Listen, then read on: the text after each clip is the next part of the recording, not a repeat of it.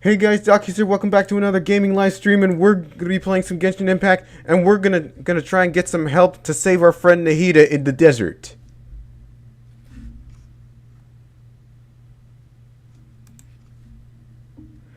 All right, let's go. Let's go to Caravan Rebot to get some help. Gonna try and get some help to save her.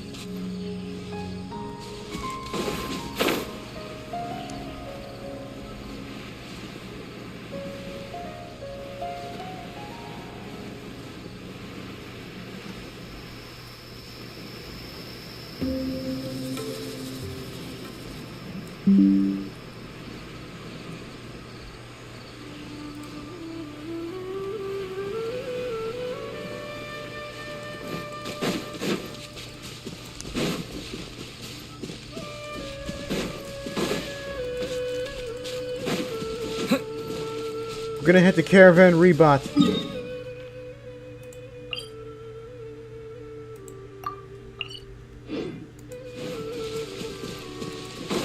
To the Archon.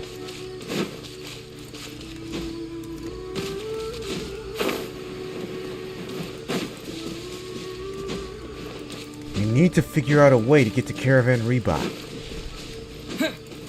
But how?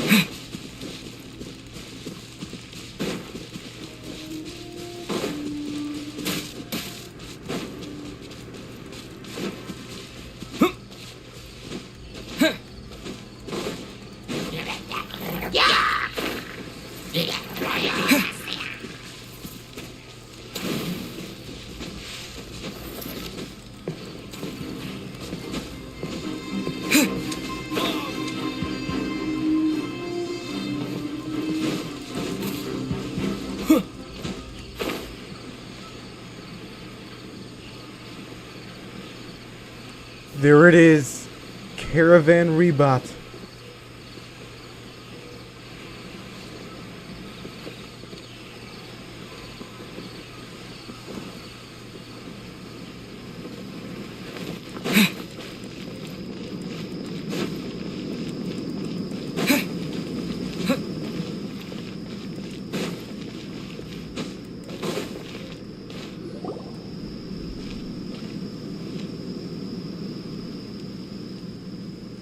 We finally made it to Caravan Rebot. It's pretty lively here. So, just past this wall is the desert, huh? Oh, wow. Paimon remembers hearing people call this the Wall of Samiel. It's made to block sandstorms from the outside. Oh, if it's this tall, it's gotta be the divine work of Greater Lord Rukkhadevata, right? Enough gawking. Come on, follow me. Huh? Over here. Oh, Ethan went that way! Let's hurry up and follow him. Wonder what he's up to.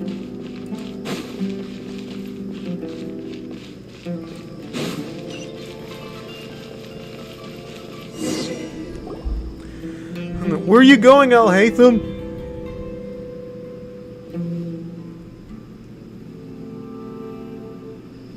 What the... Where did he go? How did we lose him? They were just here a second ago. More Eremite mercenaries? Who are they working for this time? Anyway, Traveler, it seems like we were being followed again. You were too careless. You should have noticed those hopeless amateurs trailing you a long time ago.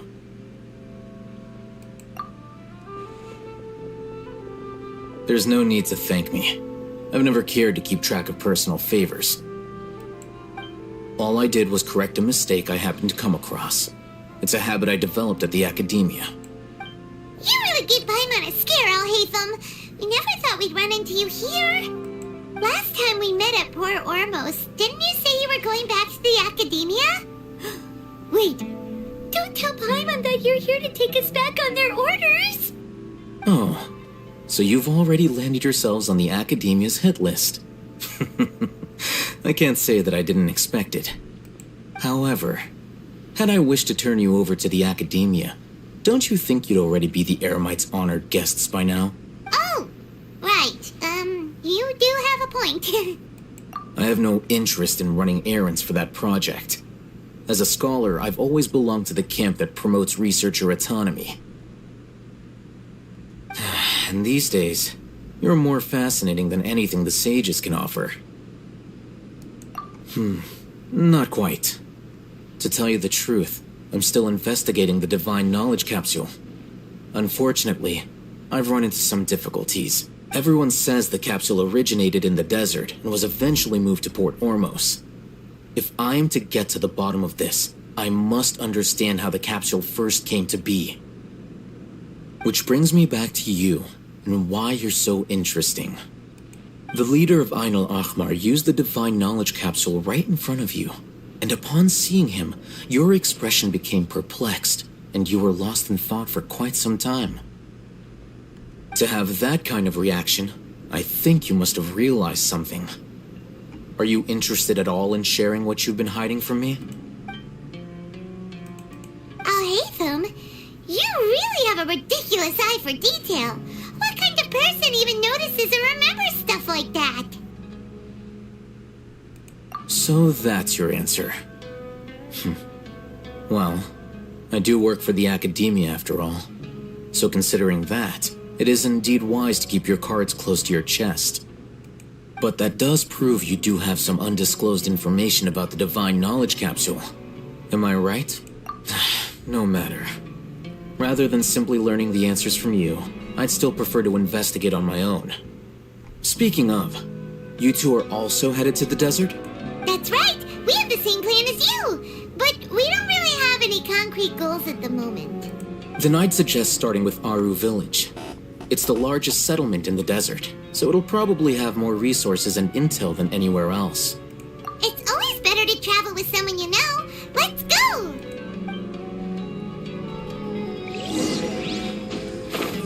Wait, weren't scholars exiled there?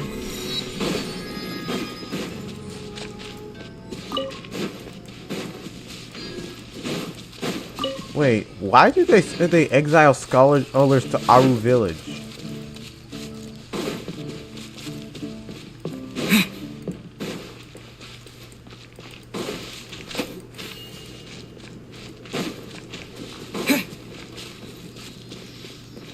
Hey, and Aru Village, it sounds like a wolf. A wolf said that name. Imagine if saying that like a wolf, like Aru Village.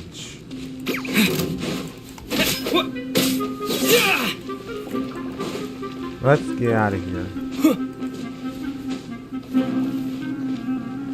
Man, the desert is full of desert creatures.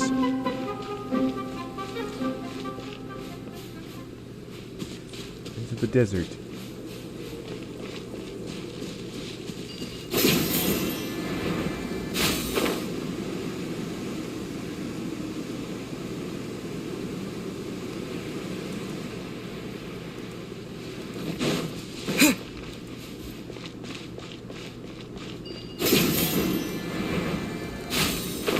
What to Mount Everest?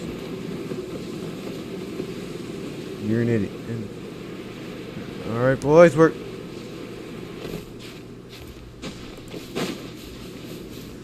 Come on, let's get our help in the village so we can zip on back and rescue Nahida. Let's go!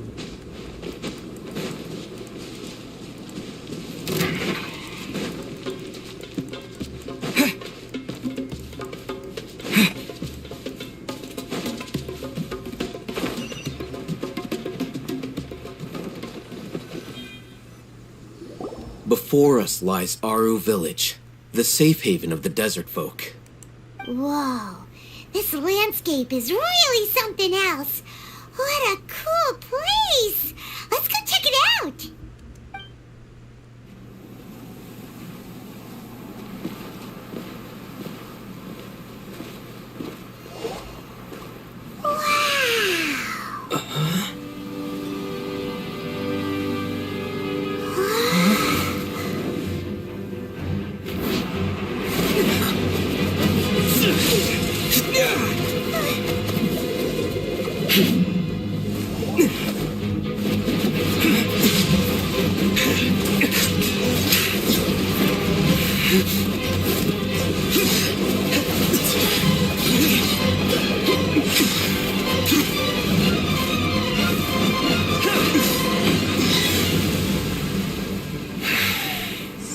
What? Sino.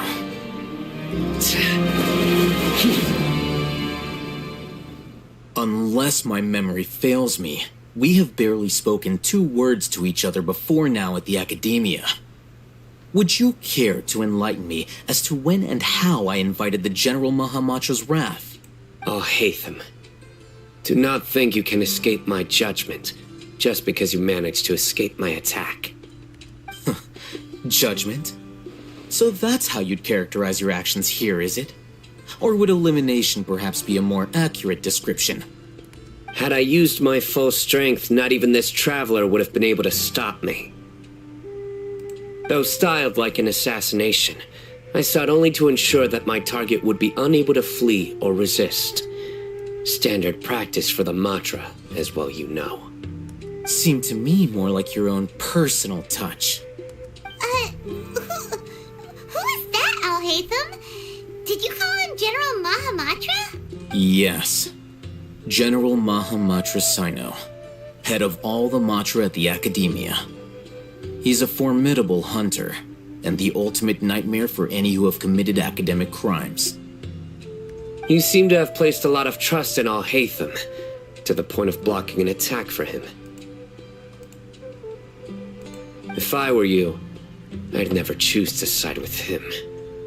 I wouldn't believe a single word that comes out of his mouth. I have been pursuing this scribe for a long time. I urge you, stand back and do not seek to defend him any longer. Otherwise, there will be consequences. Has Al-Haytham done something wrong? Hyman doesn't think he's as bad as you've made him out to be. I won't waste my breath explaining things. Al-Haytham, I saw it during our fight. Take it out. The divine knowledge capsule you're hiding on your person. Unless you want me to retrieve it for myself. Very perceptive of you. Nothing escapes a Matra's senses. Wait, the divine knowledge capsule? Didn't it fall into the Matra's hands in Port Ormos? No wonder you speak with such confidence, Sino. But I must admit, I'm very curious. What does this capsule mean to you? And why, as General Mahamatra of the Academia, are you all alone in the desert? As far as I'm aware, the other Matra have been speculating about your disappearance.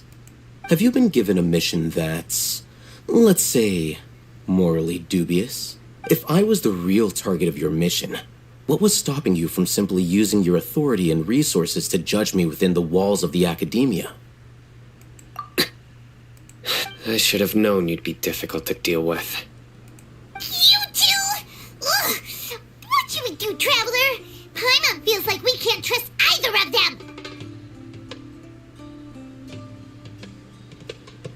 Ahem. Well, look at you two, acting all tough and self-righteous over there. Wait, Dia?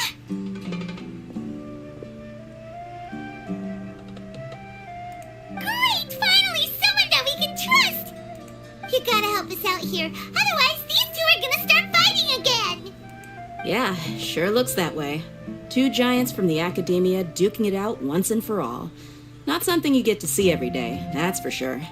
Listen, I know you academic types love to fill up your big brains with self-righteous morality and lord your empty rules and virtues over each other. But how dare you bring your petty disputes into the safe haven of Aru Village? It seems like someone's gonna have to beat some sense into your thick skulls until you finally learn to respect these grounds.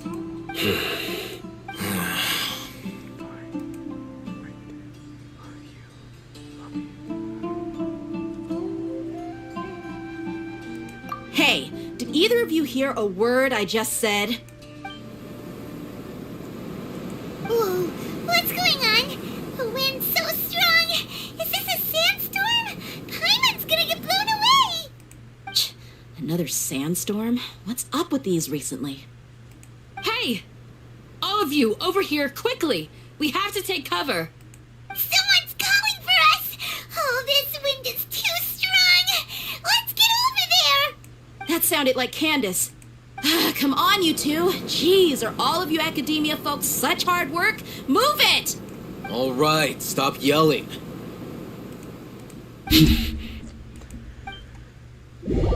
Alright, we're gonna die out here.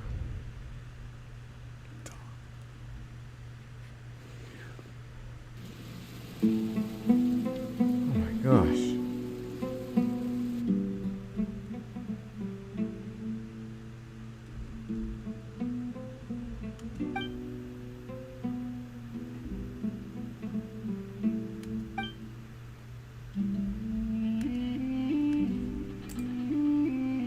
Well, this is pretty awkward.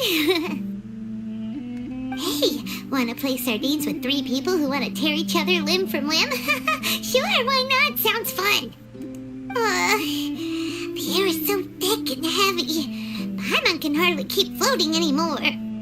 My sincere apologies, everyone. This is the home of our village chief. I will have to ask you to make do with this small room until the sandstorm dies down. Please, let me introduce myself. I am Candace, protector of Aru Village. Our savior has come at last! Nice to meet you, Candace. The name's Paimon. Thank you so much for helping us. There's no need to thank me. It's only right to help each other when the weather gets rough. Wow, she's so gentle and caring, like a nice older sister. Unlike those guys over there. All right, now that we're all better acquainted, we should return to the topic at hand. As a guardian charged with the responsibility to protect my fellow villagers from harm, I was observing your conflict from afar, even before the sandstorm started. And now that you have set foot within Aru Village itself, it is all the more my responsibility to make absolutely sure that you pose no threat whatsoever to us. So please, have an honest and sincere conversation with one another, and put your hostile feelings to rest. If anyone dares to start anything again while they are under this roof, I will not hesitate to send them out for some quality time with the creatures of the sandstorm. Oh, on second thought, Paimon may have misjudged Candace's character. And that goes for you too, Miss Dia. Do I make myself clear? All right, we got it, Candace. That's what I like to hear. So, which of you will begin? I was supposed to be a mediator, but I might have gotten a little too involved just now. Anyway, one of those two should probably start talking. Wait, That was you trying to be a mediator? I have nothing to hide, so there's no shame in explaining myself. While Al-Haytham wasn't wrong about the other Matra not knowing my whereabouts, it's not because I've been assigned a morally dubious mission. Rather, I've chosen to exile myself. Huh? Exile yourself? A little while ago, I discovered that there was data missing in the Academia's project planning and development files. What little they did report clearly did not match the project's actual progress. As General Mahamatra, I had the responsibility and authority to request an audit. However, to my surprise, the person responsible for the erroneous data was none other than Grand Sage Azar himself. I tried to investigate the issue myself before submitting a formal audit request, but I soon found that all leads and potential pieces of incriminating evidence were carefully concealed from me. I began to realize that they were cautious of me from the very beginning. Unsurprisingly, the Grand Sage rejected my audit request as soon as the submission reached his desk. He even said to me, "The power of the General Mahamatra is granted by the sages. You have no right to judge us." So they really are up to no good. I realized then that to the Grand Sage, the Matra are nothing more than tools for the sages to assert and maintain their control over knowledge. The vows that we took, the principles that we strive to uphold, they are meaningless to the Academia of today. I believed it would be wise to flee the Academia before the sages had a chance to take action against me. This way, they can no longer see nor predict my actions. I will never give up on this investigation. There's no need for someone else to give me power or authority. Once I find the truth, I will administer judgment by my own name. Sino seems to have the same goal as us. We're all investigating the sages. Plus, now that he's no longer the General Mahamatra, he somehow feels a lot less scary. Well, Sino, if that's your story, then why did you see Al-Haytham as a target? When I was investigating the matter in the Academia, I overheard a conversation between Al-Haytham and a sage. The sages asked you to investigate a blonde-haired traveler. Do you dispute this, Al-Haytham? What? Like many parts of the project, this assignment was undocumented. Now throw in your suspicious behavior with the Divine Knowledge Capsule, and I think we deserve an explanation. Yes. I was indeed tasked with investigating the Traveler. Al-Haytham! After all, the promised reward was so great that hardly any scholar could have refused. The sage told me, once you've completed this assignment, I can give you a glimpse of divine knowledge. A most enticing offer. Unfortunately, those academics don't know me at all.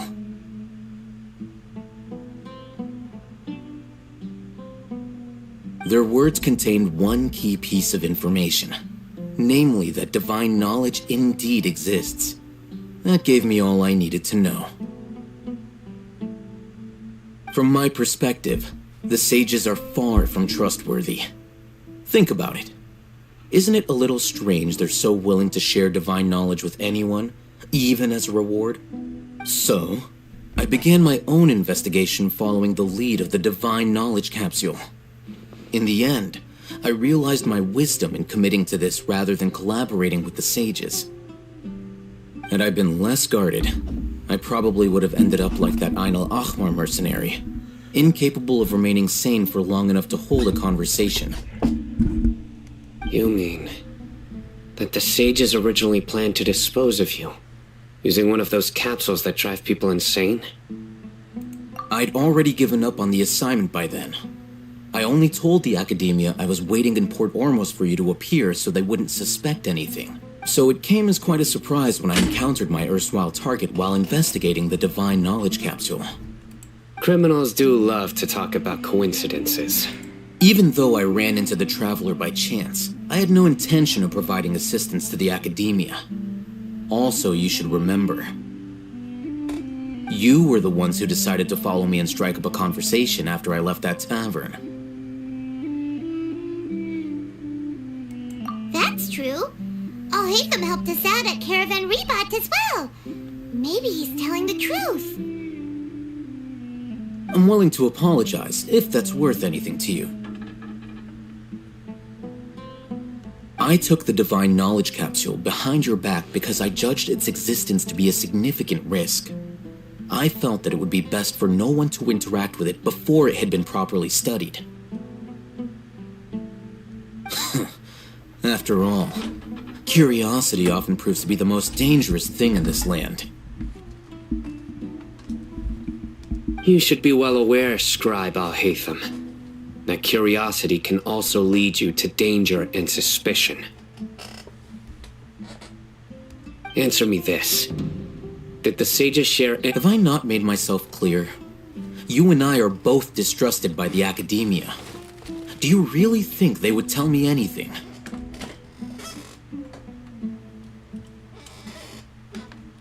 Fine. Although you haven't completely proven your innocence, I won't regard you as an enemy, for now.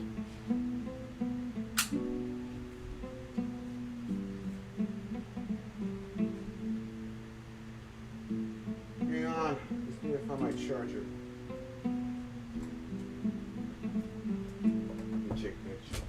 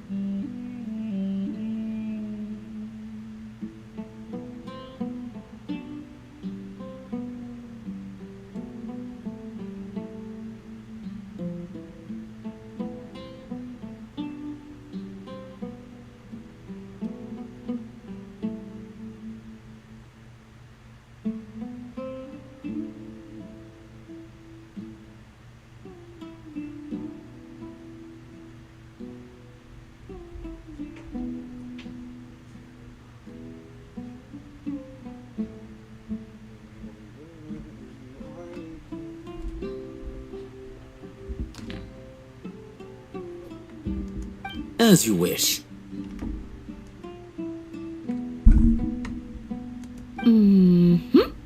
Good.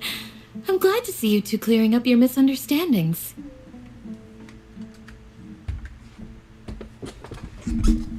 And now you, Dia. I believe it's your turn.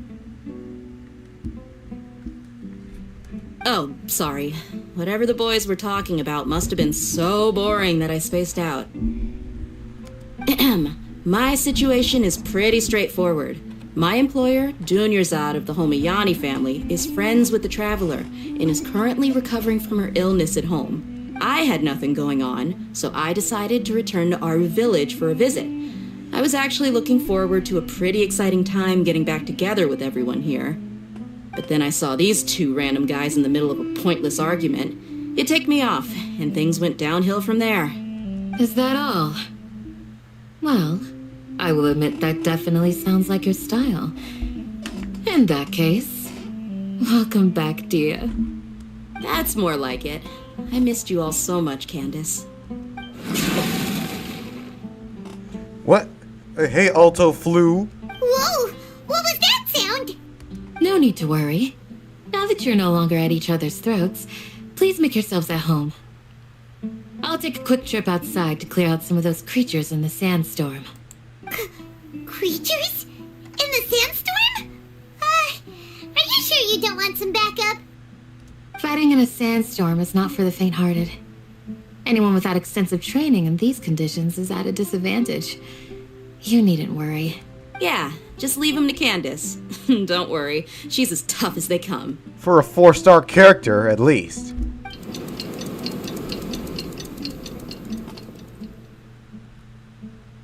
The wind's died down. That means the sandstorm's over, right? Candace still isn't back yet, though. Is she alright? Maybe we should go out and check on her. When you put it that way, even I'm starting to feel a little worried. All right, let's go. We've been here long enough, and the boys are as chatty as the floor.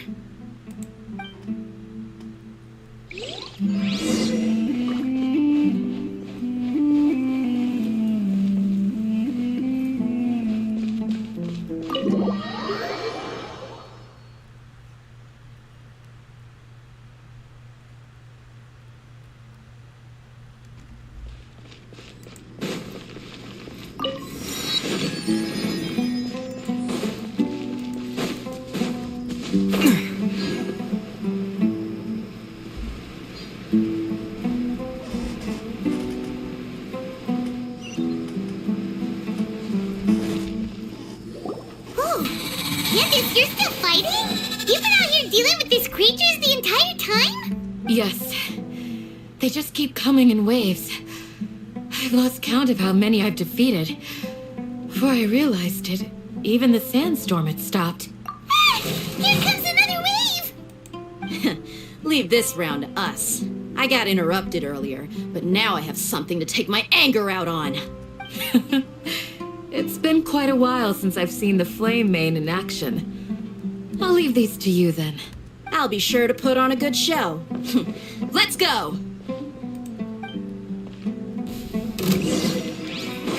Scatter!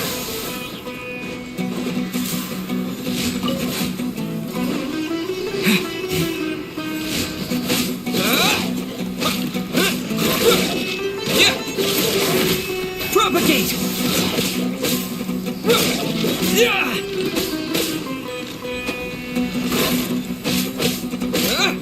Yeah! Yeah! Scatter!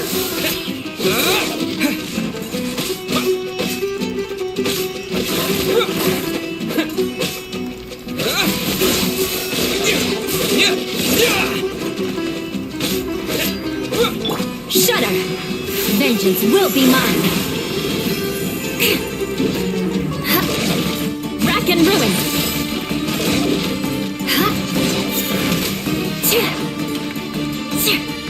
More speed! Let it rain!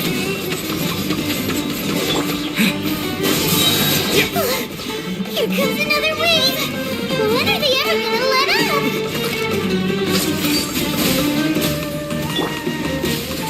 Get him!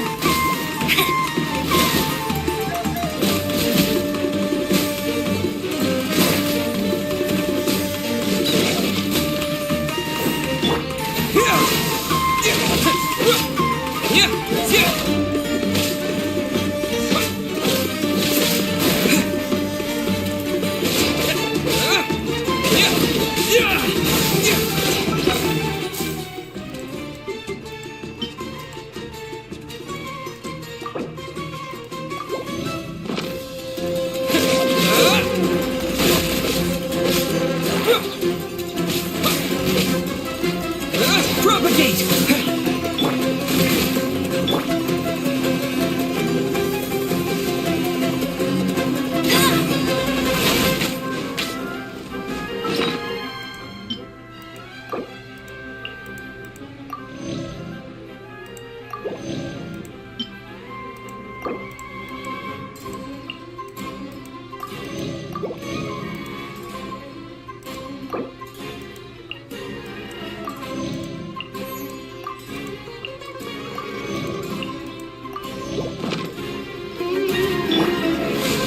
Scatter! What? The creatures stopped appearing. Was that the last of them? What we fought just now was probably the aftermath of the sandstorm. So we should be safe for the time being. Well fought, everyone. No injuries, I hope. Huh? Who are you? Ah, My apologies. I haven't had a chance to greet you yet. I had my hands full taking care of the village's elderly and children. I am the chief of Aru Village. Everyone usually calls me Uncle Anpu. Sir, I am also originally from the desert, but I have not been back for some time now. May I ask if such sandstorms are common? I can't say they've always been common, but recently the storms have become increasingly severe and frequent. Besides sandstorms, we also occasionally get earthquakes. According to an investigator who stayed in the village a while ago, these unusual natural phenomena are related to the withering of Irminsul. No, looks like Irminsul's condition is getting worse. Another effect of Irminsul's withering. So, Irminsul's withering causes withering zones in the forest, and sandstorms and earthquakes here in the desert? Everything in the natural world is inextricably connected to Irminsul. These regional symptoms can indeed be a reflection of Irminsul's present state. Everyone in Aru Village needs to take good care of themselves. Speaking of which, why haven't I seen a single village keeper since I got here? Village keeper? Who are they? Village guards like Candace? Does your curiosity know no bounds? Village Keeper is how Aru Village refers to mad scholars exiled here by the academia. Most of them are scholars who lost their sanity after a period of training in the Avidia forest. The academia believes that their crazed mutterings may have a negative effect on the psyches of other scholars. So, they're forcibly exiled to the desert. Though if you ask me, it's all a boatload of nonsense. Alas, that's exactly what we've been trying to investigate. One by one, the village keepers have been mysteriously disappearing without a trace.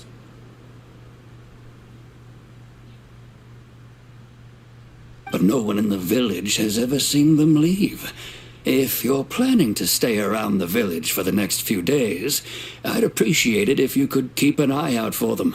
I've had encounters with those people in the past. I'll see what I can do to help. The Matra are the ones responsible for their exile. Now that you're no longer with them, are you trying to alleviate your guilt and atone for your past sins? I'm fascinated by how you think. Mock me if you will, but if you are guilty, I will eliminate you, regardless of my position or identity. Oh, you're the former General Mahamatra. You must be an expert in these kinds of investigations. Thank you for your help. Is it because you're reminded of Hypatia? Oh, these poor scholars. First they lose their sanity, now this! We need to help get them back home, safe and sound. But, is it really a good idea to tag along with Sino? You seem like you really don't trust him. I'll be grateful for the assistance. No doubt you will do a better job than some of my former subordinates. Let's start by finding a spot to share what we know so far.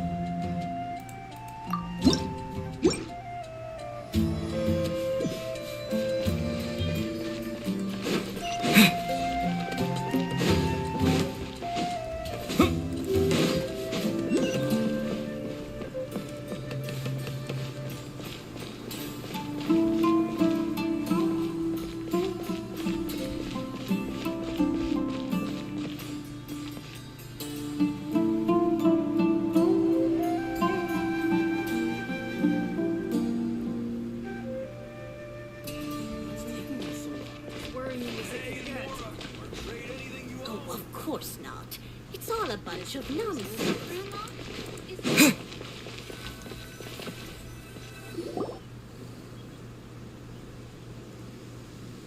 Although I've sent myself into exile, I'm still doing essentially the same things as before.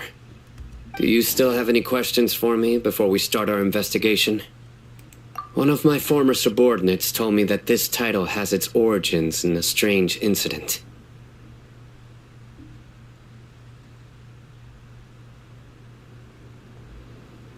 The Academia has long exiled mad scholars to Aru Village. A mysterious phenomenon exists here. When mad scholars first arrive, they are as incoherent and deranged as before. Initially, the people of Aru Village greatly resented having to take in the mad scholars. But a strange incident one night changed that. Aru Village was struck by the strongest earthquake in living memory.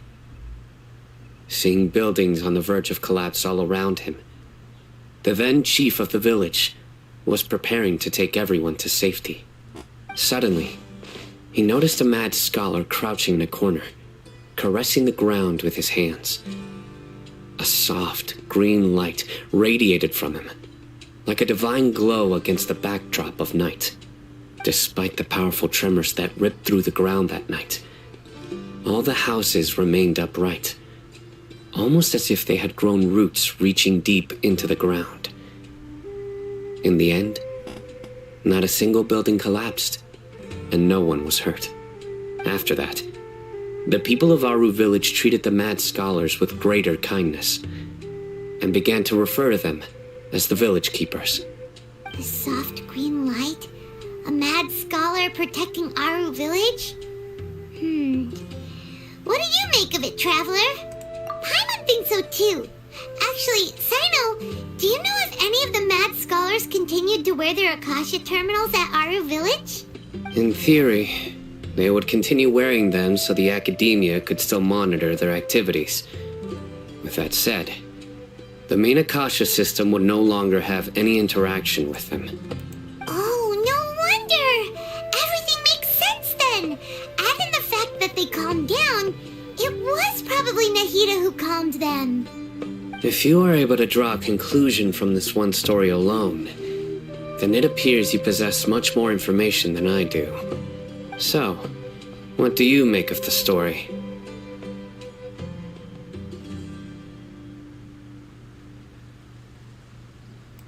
Really? Lesser Lord Kusanali. What? You don't believe us? Lesser Lord Kusanali was definitely using the Akasha to give her power to the mad scholars! No, it's not so much that I don't believe you. I'm just struck by your reasoning. Lesser Lord Kusanali, the current Dendro Archon, is she really active in Sumeru? The Academia has always placed far greater importance on the late Greater Lord Rukkhadevata. They've more or less ignored Lesser Lord Kusanali, and I've never had any reason to doubt their views. In addition, I've never heard any stories about Lesser Lord Kusanali and her deeds. To me, she might as well have been a god that never existed. No way! Nahida definitely exists! She's a... How should Paimon put it? She's a good Archon who's kind and wise, even if she says weird stuff sometimes. I've spent many years interrogating criminals, so I can easily tell when someone is lying. Good! Then you should know that we're telling the truth! That look in your eyes. I've never seen that from a liar. You two really must have met Lesser Lord Kusanali. How can this be? To think, our Archon has been amongst us this entire time. Alright, now it's our turn to put our skills to good use for this investigation. But easier said than done, especially since we don't have any leads. Maybe we can start by knocking on some doors. Excuse me, are you here to help me find my grandpa? Huh? Who are you? By the sounds of it, a resident of this village. My name is Isak. You'll help me find my grandpa, right? Is your grandpa a mad scholar? Hey, don't say that. Grandpa is just Grandpa. Why do you have to call him? The person you're referring to is not a local. Grandpa is just Grandpa. I heard everything you said to the village chief. Please, you Ah, so you're the one who was eavesdropping on us around the village chief's house. I was planning to go out and take care of whoever it was, but I had a vague feeling that they didn't harbor any ill intent. Whoa. Oh, Hatham wasn't kidding about Matra having sharp senses. Sino, he's just a kid. All he wants is to find his grandpa. Let's find a way to help him. Yeah. Sorry. I was only listening in because I wanted to know where Grandpa went. Honest. If you don't believe me, you can ask Miss Candace. All right. But first, let's confirm the facts with Candace. It looks like we're gonna be running some errands if we're gonna help Nahida.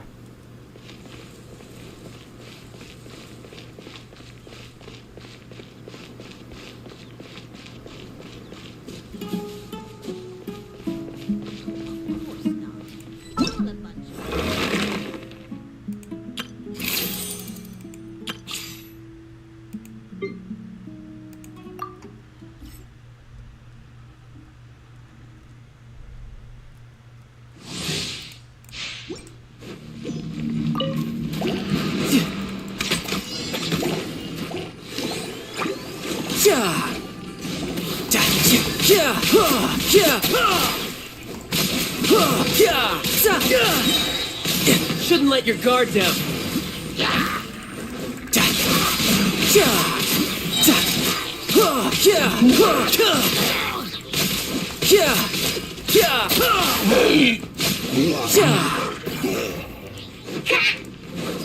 Brace yourself. This is gonna hurt. Bring it on. No time to lose. To ashes!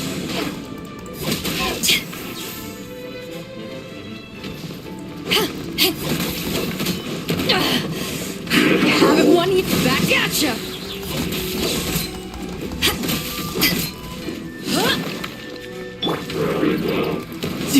Riptide!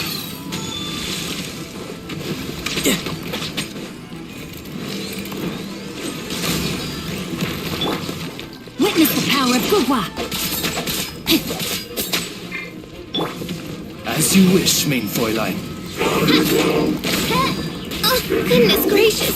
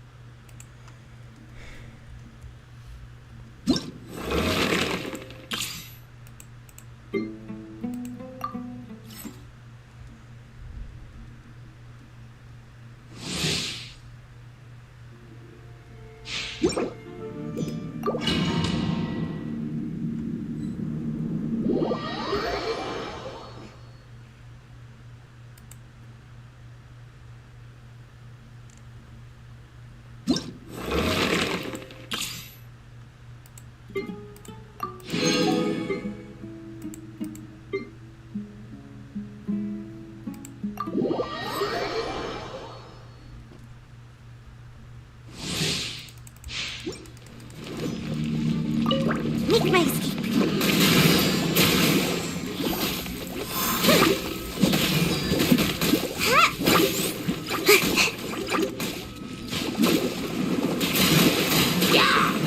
Make my escape. Come on out.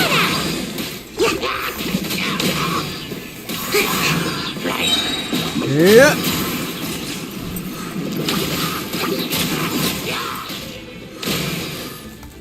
Ha! Yo, yo, yo, yo, yo, yo, yo. Ha! Out of the frying Into the fire! Eat this! I shall...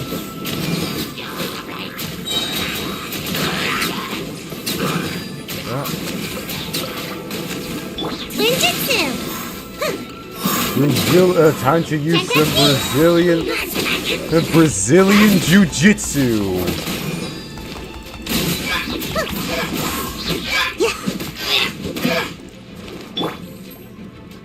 Don't get frostbite.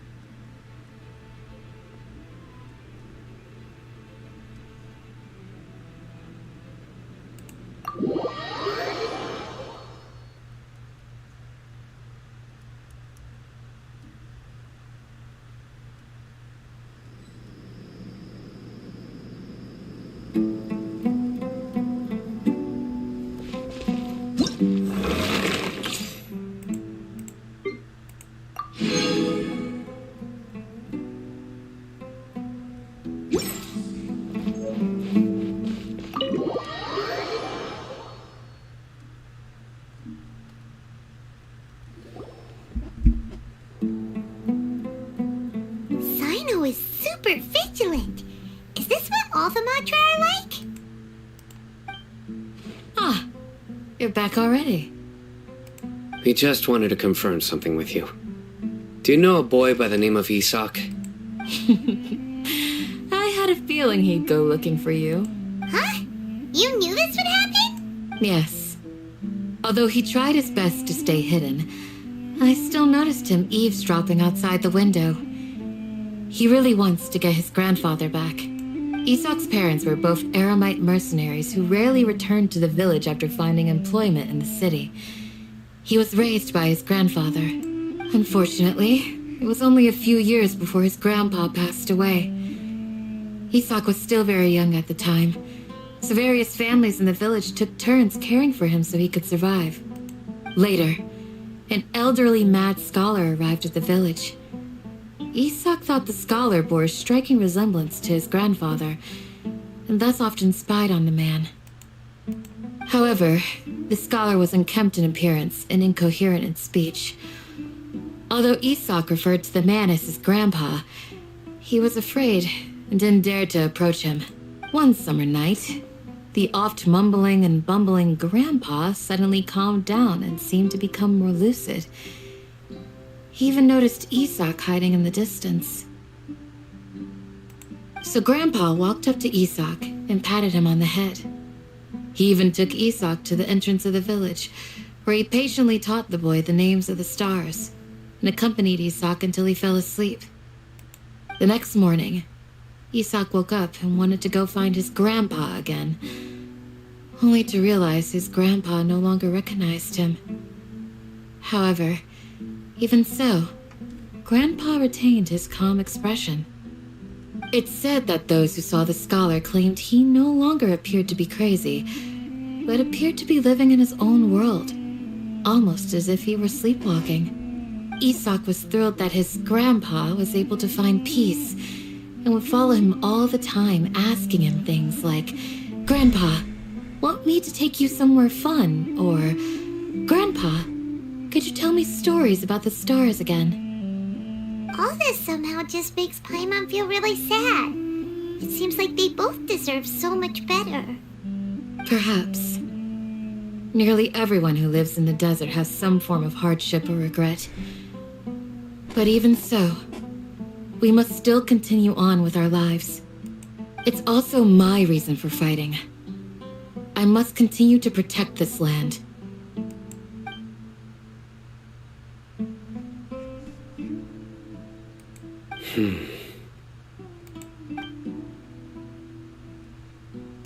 Maybe the people have always had a considerate god watching over them. Huh? What did you say, Sino? No, nothing. As long as Isak keeps his word and doesn't get in our way, we can take him along. Perhaps you are more compassionate than I gave you credit for. Please accept my thanks on Isak's behalf, Sino. It seems he doesn't get in the way. Getting reinforcements is gonna be... Hey, Isak! Oh, it's you guys! We've cleared everything up. Let's go find your grandpa. Really? Wow! Thank you so much! It seems we're gonna have to help these guys in order to get help Nahida. I hope Nahida can hold off.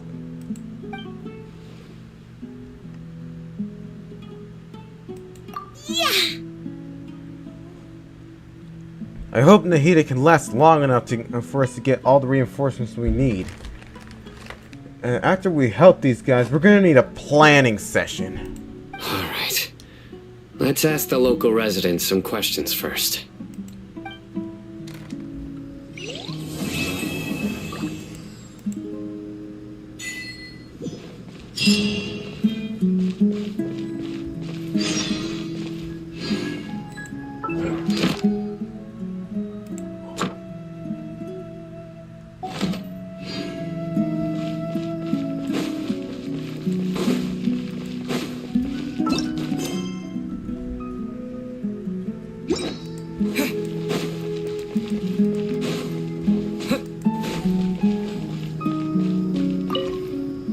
Excuse me, did you happen to see where the missing scholars went? You mean the village keepers? Oh, let me think.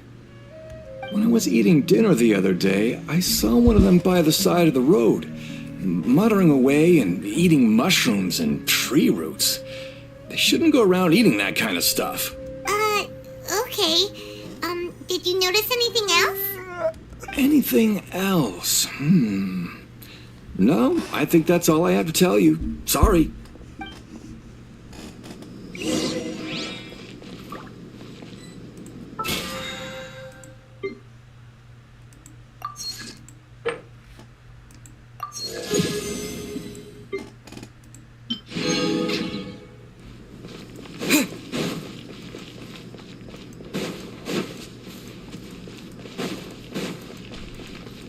Join the Eremites and embrace a wonderful new life. So what you're saying is looks like I got some arrogant homicidal sages on our hands.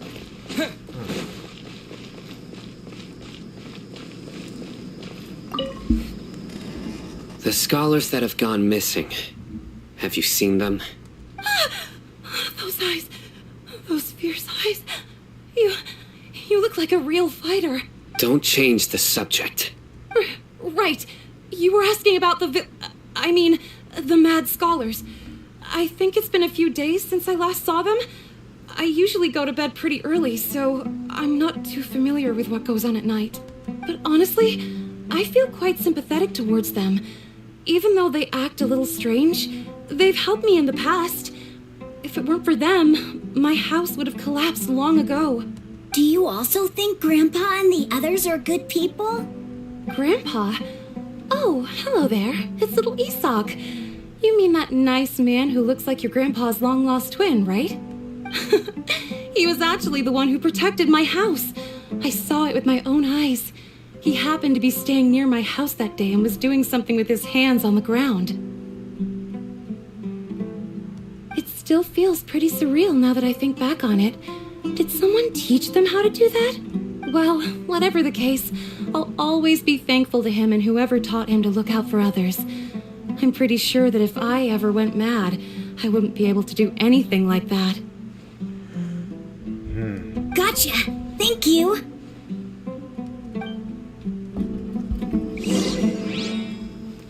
Seems to meet locals. Aru village.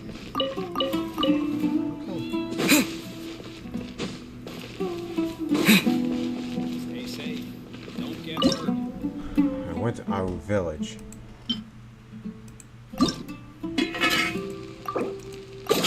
Things weren't looking good for the academia. They were becoming more chicken than usual. they noticed that we were onto their scheme.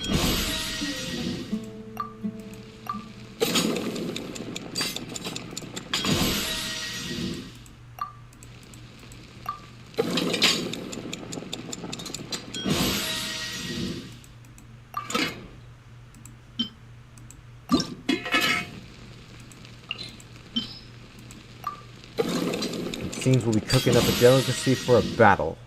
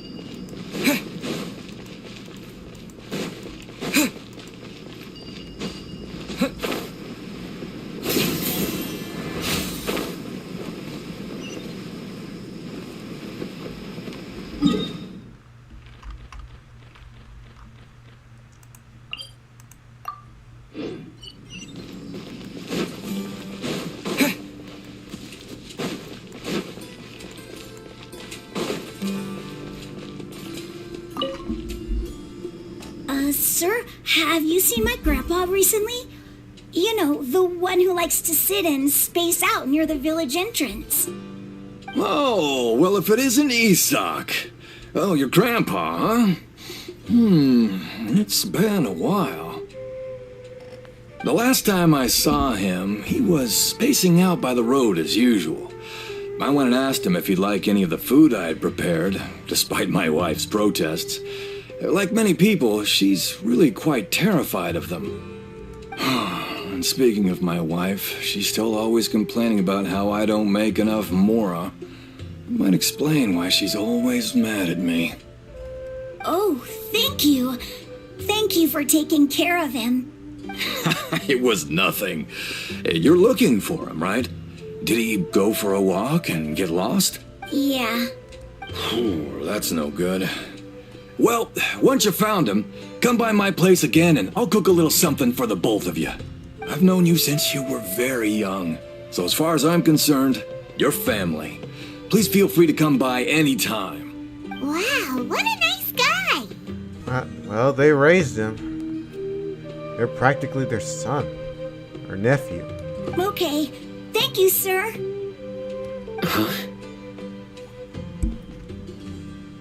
Don't say anything for now. Isak, stay here. Let's head over there. Stay quiet as you move.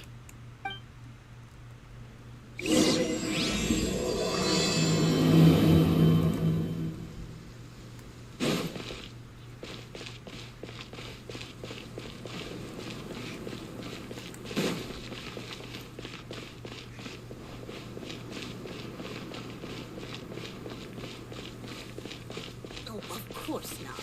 It's all a bunch of nonsense. Grandma, is King Deshret really gonna come? Listen, see if you can make out what they're saying. Have you heard? The mighty King Deshret, the sovereign of our faith, will soon return to this world. Yes, of course I have. King Deshret is the one and only true ruler of this land. I've never believed in any other gods. Still, you say he's coming back, but it sure doesn't feel like life's about to change around here anytime soon. What's your proof? Haven't you noticed? The village has been getting more deranged scholars than ever. Delavar was saying that many people also went insane just before the fall of King Deshret's civilization in ancient times. We don't quite know why, but it seems like there's some sort of connection between insanity and King Deshret. Isn't it a sign of King Deshret's power that all the mad scholars have disappeared? If you ask me, they must have been chosen as the final sacrifice for King Deshret's resurrection. Huh. Now that you say it, That does make some sense. Does this mean our lives are finally going to take a turn for the better? Exactly. Those city folks will get what's coming to them. Now, repeat everything you've just said from the very beginning. Huh? Who are you? Where did you come from? My patience is running thin. You heard what I asked.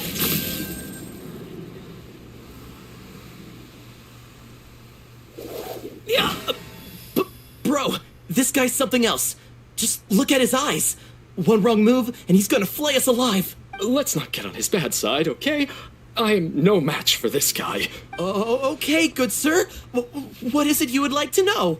Tell me about King Deshret's resurrection. Well, I only know a few things from hearsay. I went for a drink the other day and heard others talking about a rumor that the madmen will disappear and that King Deshret will return to this land. I'm not making this up, I swear! Hey, go on. Keep talking. It's true. It's all true, sir. We desert folk have had more than enough of those people at the academia. They keep sending us all their mad scholars and won't let us have a good life. Would you want to live like this if you were in our place? The radicals were even more thrilled than me when they heard the news. We're all praying for King Deshret's speedy return. Delavar also said that once King Deshret returns to our side, it's only a matter of time before we conquer the land on the other side of the wall. They're all willing to serve under King Deshret and fight for a share of the glory. Is that so? Seems like he still wants to know more. Keep talking. Got it. At first, I told myself it was just the drink talking, but then all the mad scholars vanished without a trace, just as the rumors said. Please don't beat me up just for mentioning these rumors. If I'm guilty, then everyone else around here is also guilty. I'm just saying what the others said. The people here really like King Deshret, but dislike the Dendro Archon. Where is this radical person you talked about? I haven't run into him over the past few days, so he probably hasn't been around the village. What about you, man? Have you seen him at all? No, not at all. We wouldn't dare lie to you. He's really not here right now. Sounds like you're not too close with the radicals. We only hear rumor. No, of course not. All we know are their names. I have many ways to stop you from talking. And many others to stop you from sending warning messages. So you'd best just stay home and hope I don't hear of you trying to contact anybody. Don't do anything until I've gotten to the bottom of this. Try something foolish, and even Candace won't be able to protect you. Yes, got it. We'll do just as you say. That scared Paimon half to death. Sino is pretty terrifying. He didn't try to reassure us at all. It's like he's used to hearing that. Oh, Paimon bets lots of people have told him that before. I heard that. Sorry. It's part of being a Matra. The rumor we heard just now seems like a strong lead. But we need to check a few more places. Very well. Isak!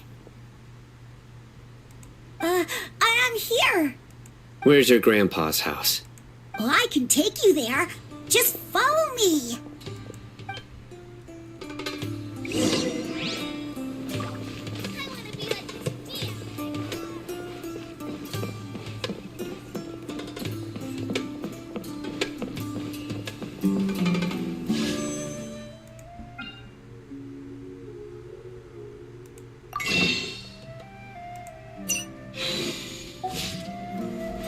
Grandpa, he likes to be alone.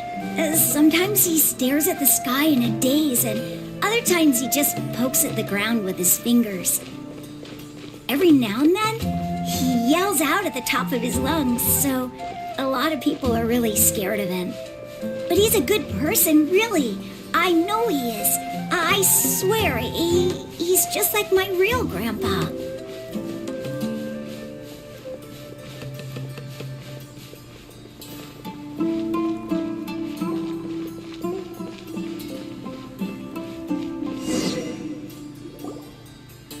This is where Grandpa usually stays. There sure isn't much here. No. Incense? Please don't say it's the same one as before. But are you okay? Are you getting dizzy or need to lie down? There's a scent that you can sense, but I can't. A certain traveler here once passed out from that smell. Thankfully, Tainari saved the day. And then he gave us a long lecture to explain all about how it worked. So, you know Tainari? Huh? You know him too? Are you two friends? Yes. Now that I concentrate, I can also make out the scent of incense. Wait, surely Tainari didn't lecture you too? No. No need. Did you first encounter this scent at Tainari's house? In the forest. From a scholar.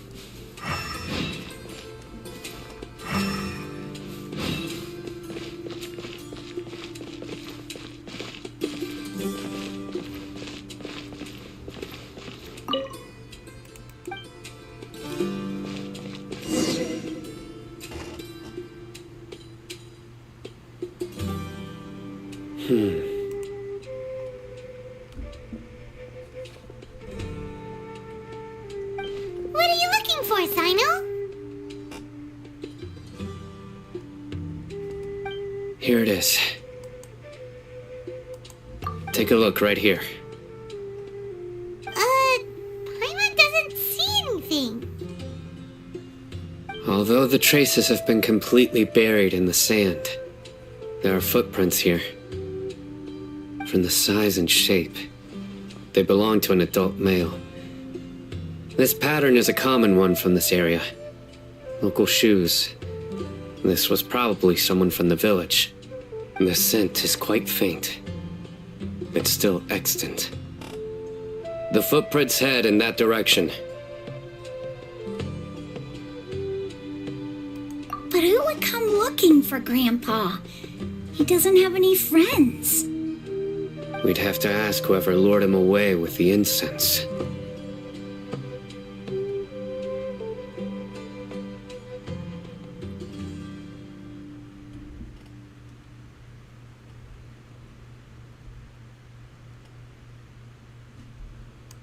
Huh? So you can lure someone away with just a scent?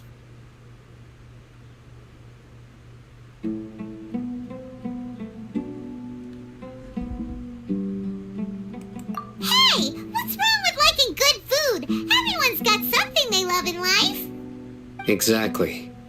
Most scholars are fond of incense, since the smell supposedly helps them clear their minds and discover new knowledge. Even deep within the clutches of madness, they still yearn for their knowledge-seeking days, and will follow the scent whenever it presents itself. No, Grandpa. So, someone's taking advantage of their weakness? Huh. Still, are the rumors really true? Could the disappearance of all the mad scholars have something to do with the radicals? It's highly likely. Please, you have to save my Grandpa. Grandpa's never done anything wrong. Please help him. Sounds like we'd better help get him back. Don't you worry, Isak. We won't let whoever took him get away with it. Let's head to Aru Village and inform Candace and the others about what we learned here. After that, we'll set off to find the scholars.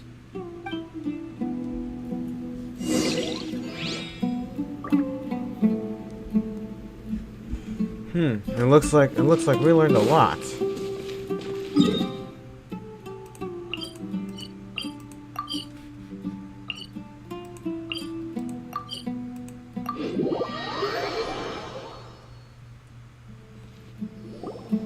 Right. The darker fabric definitely looks a lot better. That'd be my choice, too. We're back, Candace! We've got a lot to tell you. Ah, welcome back. Sounds like everyone's friends already. Oh, Dia's here too! You bet. So, everything goes smoothly? Reasonably. Alhaitham didn't go with you? We haven't seen him at all. Huh. I saw him around the village entrance earlier and figured he was investigating with you. I guess he must have gone off on his own. Did you find out anything useful? I see. So someone used a kind of incense to lead the exiled scholars away from the village. The resurrection of King Deshret? First I've heard of it. Far as I know, the kind of incense you just mentioned is only popular beyond the wall. Scholars are fond of it, but as you can see, there aren't many scholars still studying around these parts. No seller would be able to make a profit here. Not to mention, making incense is a labor-intensive process. You won't see anybody in the desert with the patience to make or sell something that requires that kind of effort. It seems someone from beyond the wall must have been supporting this. Makes sense. So what should we do then? Do we go back to the academia and search for leads there? If it was any other day, that would be your next logical step. But today, you've got me on your team, so you get an extra tip. Didn't you say that the villager got his news from the tavern? Well, I also like to drink at the tavern, so I know a thing or two about these radicals he mentioned. If Paimon remembers correctly, the leader of the radicals is some guy called Delavar. Ah, yeah. Delavar, the scar-riddled bandit, Engur, the wide-eyed butcher, and Jabari, the duck-tailed bearded crook. The whole lot of them are known around these parts.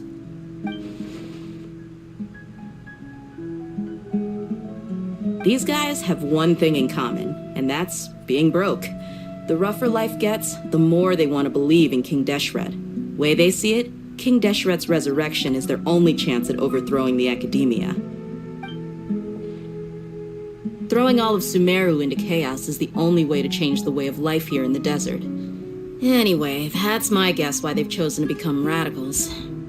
Tia! You're amazing! You really know this place inside and out!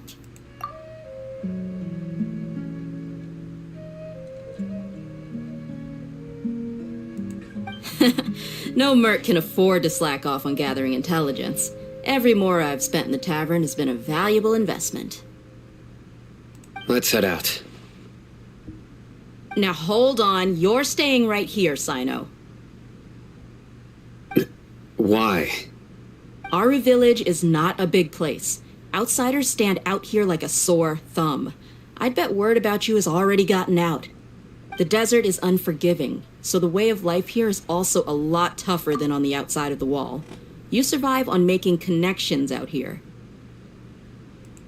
Compared to you, mercs like me are just third-rate amateurs. I've got no actual fighting skills to speak of. But that also makes it a whole lot easier for me to gain the locals' trust. I need to go around and ask some questions, but it'll be difficult if you're with me. Fine. Good. Then we've got a plan. The Traveler and Paimon will go to Caravan Rebat with me, and we'll try our best to figure out where the mad scholars have been taken. Sino, you'll have to stay in the village and continue investigating on your own. All right, sounds like a plan.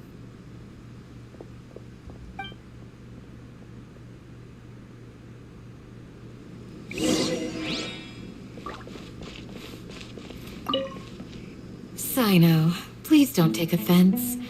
I'm sure Dia just wants to help everyone solve their problem as quickly as possible. I don't mind. Ah, I see. Well, from the way you were staring out into the distance, I thought you might have been mulling over Dia's words.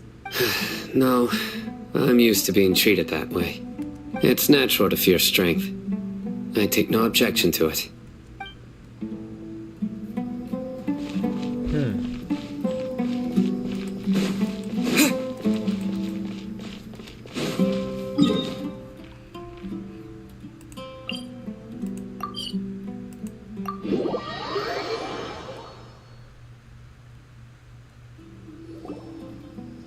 Well, here we are again. Sounds like you're starting to get familiar with the area. Paimon's amazed every time we see the wall of Samiel. How can a wall this tall even exist? I know what you mean. I had the same question every time I walked this way when I was a kid. Also, why is this high wall here? And can a wall really block sandstorms? It was only after I grew up that I realized the wall of Samiel isn't just there to keep out the sandstorms. It serves a more important purpose, keeping out people like us. Sumeru is run by wise and mighty sages. To them, us desert dwellers are nothing but tools that can be used and discarded at their whim. We're cheap labor, like livestock, but easier to control. Nothing more. Even if a child from the desert got the chance to obtain an Akasha terminal, almost all their requests for knowledge would be denied. The academia believes we're underserving. Geniuses like Sataria are 1 in a million. The other children never get a single chance to try and rewrite their fate, even though the academia knows very well that we're humans, just as they are. That's terrible. Looks like the academia are running this place like tyrants. I would tear down this wall with my own hands if I could. Hey, Dia. You're not thinking about doing anything scary, are you? No, not at all. This place just gets me thinking, that's all. Besides, we're here to procure information, aren't we? Yep, we gotta catch those... Shh. Caravan Rebot is crawling with people, so be careful what you say. We don't want anyone to find out what we're here for. Our mission started the moment we arrived here. Let's go check out the tavern. Maybe we'll find someone I know.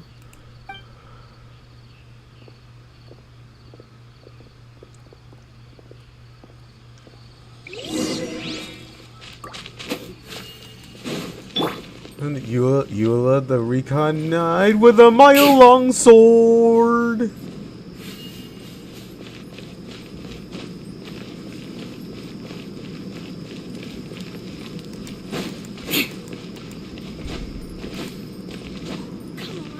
It's a rare opportunity. Let's go check it out. Just our luck. None of them are here today. You mean, you don't see anyone you know? Dia, is that you? What a coincidence. You here for a drink too? Zaki. Finally, a friendly face. Oh, and who do you have with you here? Guests from another land?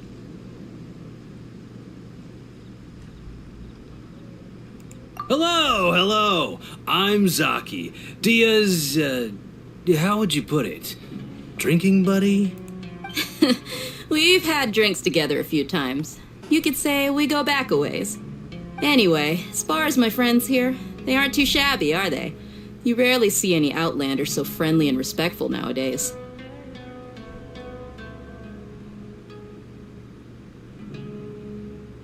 Absolutely. Much better than those people on the other side of the wall. So, Dia, are you looking for someone? Yeah. Have you seen Enger, Delavar, or Jabari recently? Of course I have. Matter of fact, we were all here drinking together just a few days ago. I've got a spice trading deal from another nation. I thought maybe Delavar and his friends might be interested. Know where I could find him?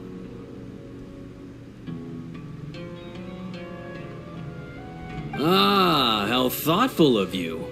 Then I assume you also know that Delavar's been having a hard time making ends meet these days, so you came here to help him out?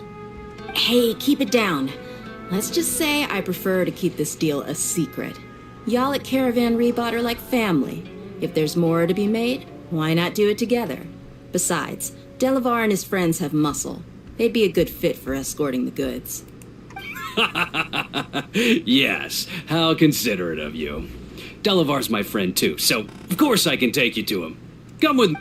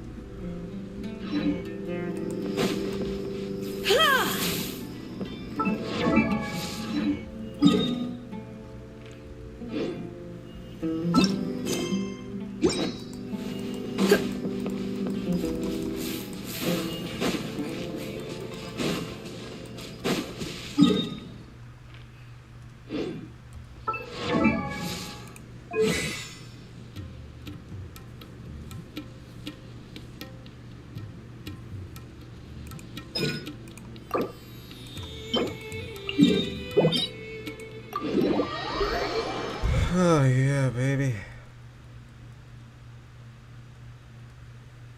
Don't worry, I'm just upgrading Lisa's abilities. I've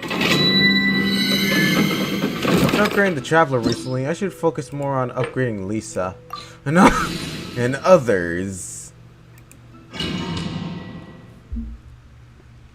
Don't worry, this will be quick.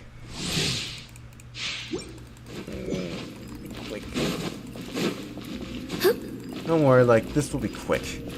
Yeah, let's do it!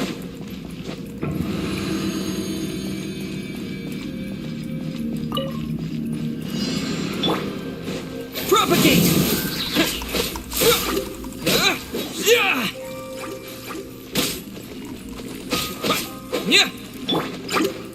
No one escapes my sight! Hey! Germinate!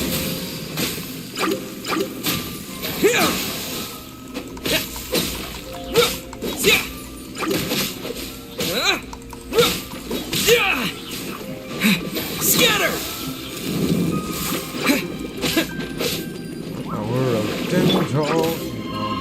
You're in for a little shock. Come a little closer.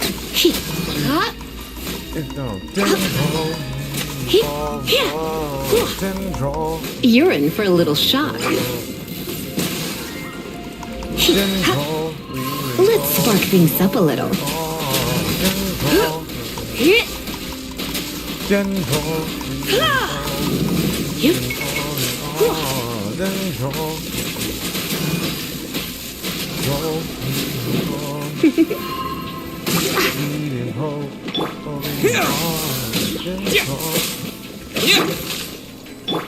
No escape! Scatter! Spring forth! Propagate! Spring. Sparing.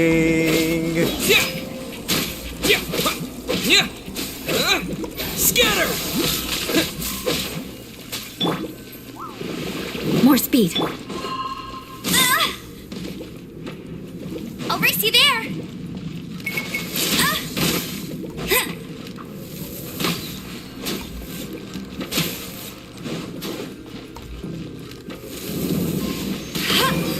Bet you can't keep up with me.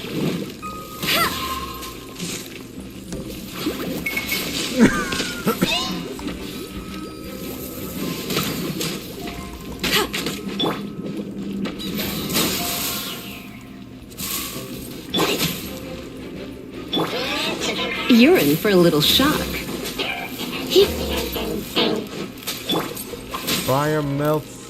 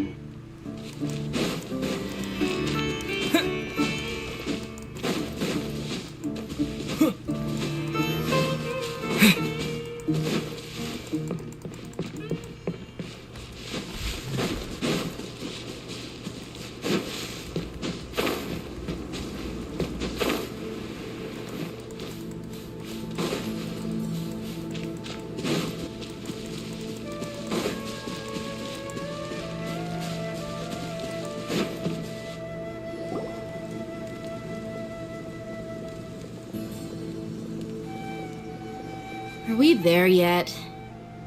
Are we there yet? Yep, this is the place. This place is practically deserted. What are they doing in a place like this? It's a trap.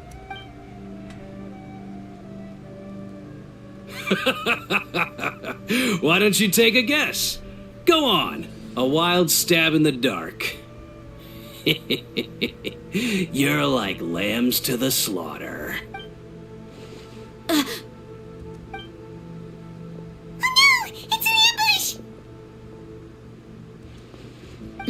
What's this all about, Zaki? Come on, Dia. You really think we didn't hear about what you said back in Aru village? The boys have kept a close eye on you from the moment you set foot there. Not only do I know that you're looking for Delavar, I also know that you've teamed up with people from the Academia to look for the missing scholars. So, you've been watching us from the very beginning? Uh-oh. Paimon knew leaving Sino behind was a mistake! And you left the strongest one in the village, didn't you? Who do you think you are? You really thought we'd fall for your little business deal nonsense? So you and Delavar have been partners all along. Dia, I guess it's only natural for a traveling mercenary like you to be out of the loop. Those of us who hang around the tavern have stronger bonds than you think. But you got one thing right. We're all looking forward to an uprising in Sumeru. There's nothing more we'd like to see than the desert folk overthrowing the academia. If that's the case, then I'm sure Delavar wouldn't miss a second of it. This was a double cross. I'll be honest with you. If it weren't for what you said in the village, your little monologue about the Wall of Samio would have convinced me that you're one of us. Delavar. And Enger, you're here too, huh? Long time no see, Miss Mercenary. You should have known the traitors are what us followers of King Deshret despise the most.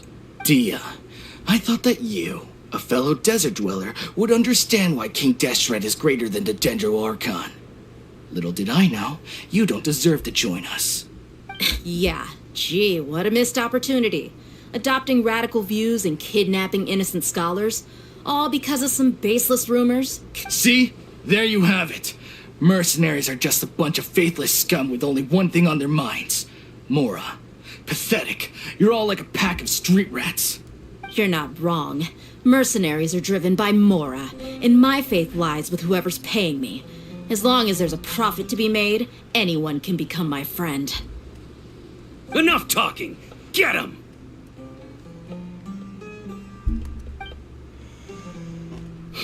Just as I expected. Let's teach him a lesson, traveler. Alright then, let's pound these punks. Following orders. New punch. Let it rip! That's cheating! I'll race you there! Propagate! I'll need...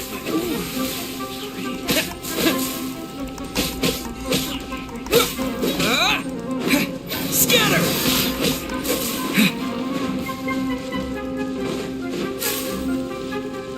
Take that!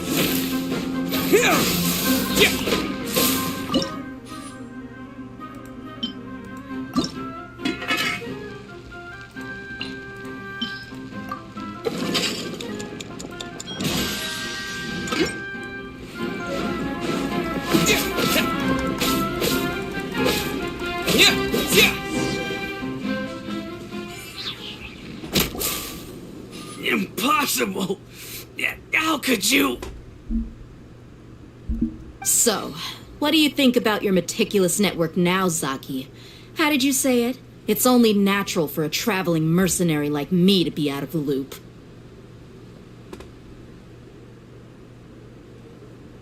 I'm guessing your informant told you that I'm just an incompetent merc with no real fighting skills, correct?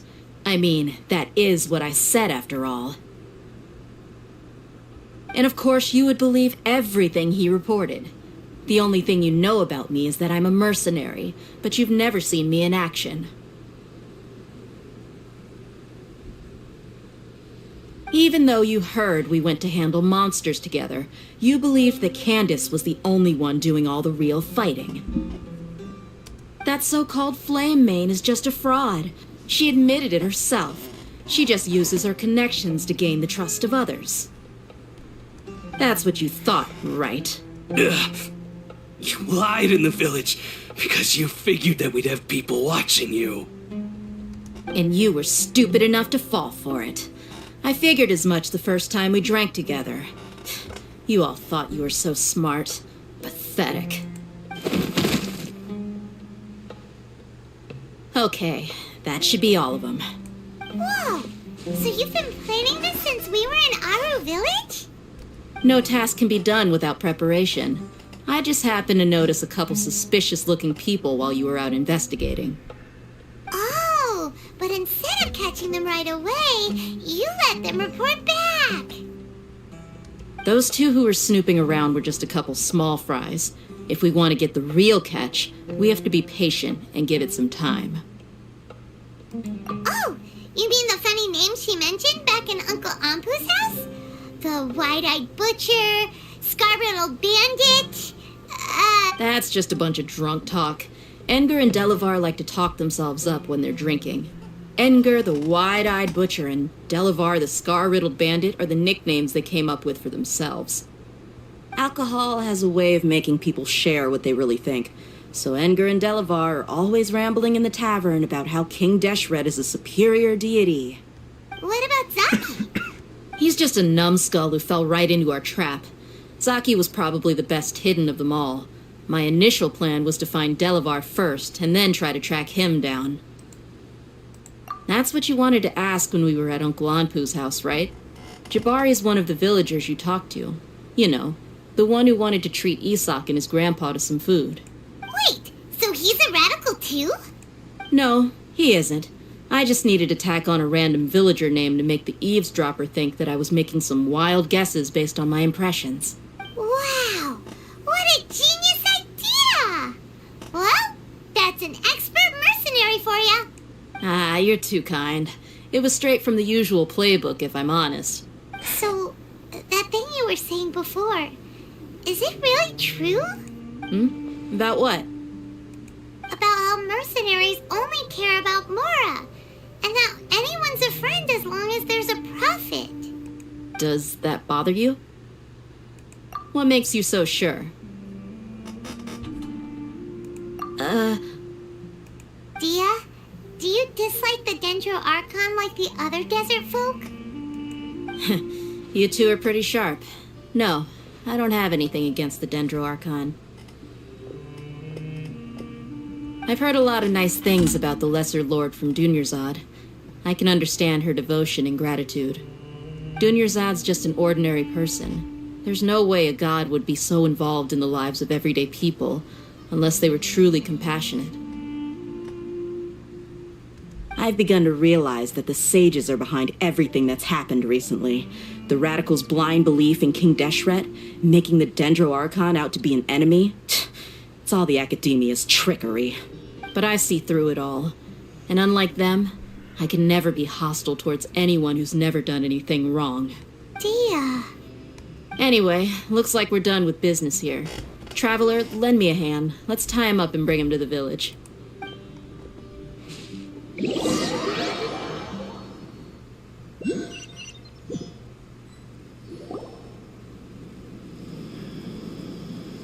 This should be all of them.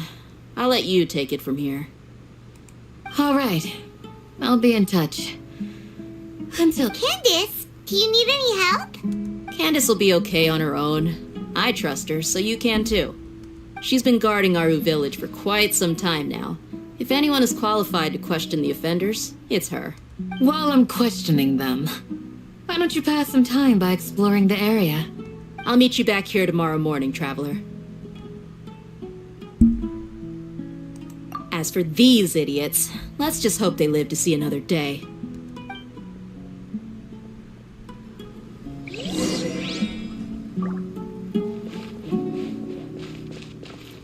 You heard the question. Now answer me. Ugh! You heard the question. Now answer me. Ugh!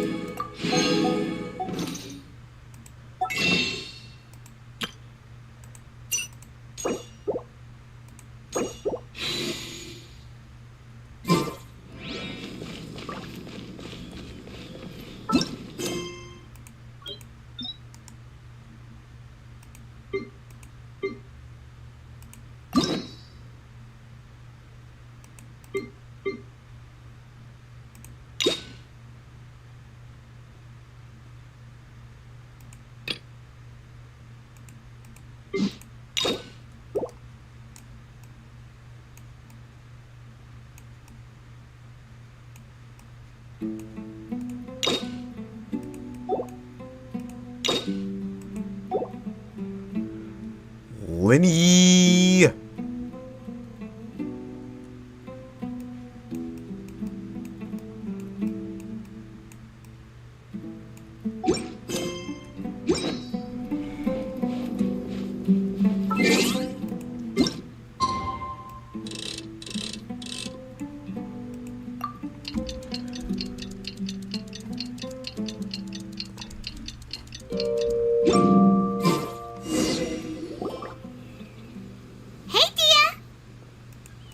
Right on time. We'll know any moment now. Paimon's been wondering. You seem to know Candace pretty well. Have you been friends for a long time? We've known each other for some time now.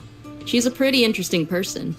Even though she's an extremely strong warrior, she never misuses her powers against others. Oh, Paimon knows what you mean. Like a lot of martial artists say, never take the fight outside the ring.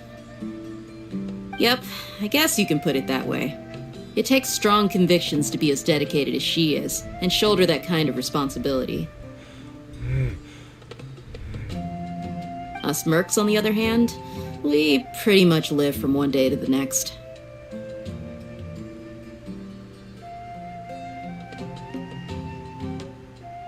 Well, Paimon thinks you're great too. Really? Thanks for that. Oh, Sino's here, and he's pretty early too. Yes.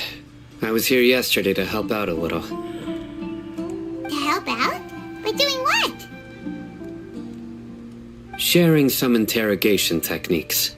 Oh, you mean you taught Candace some more persuasive methods? Right. Come on in, everyone. Come on, let's go inside.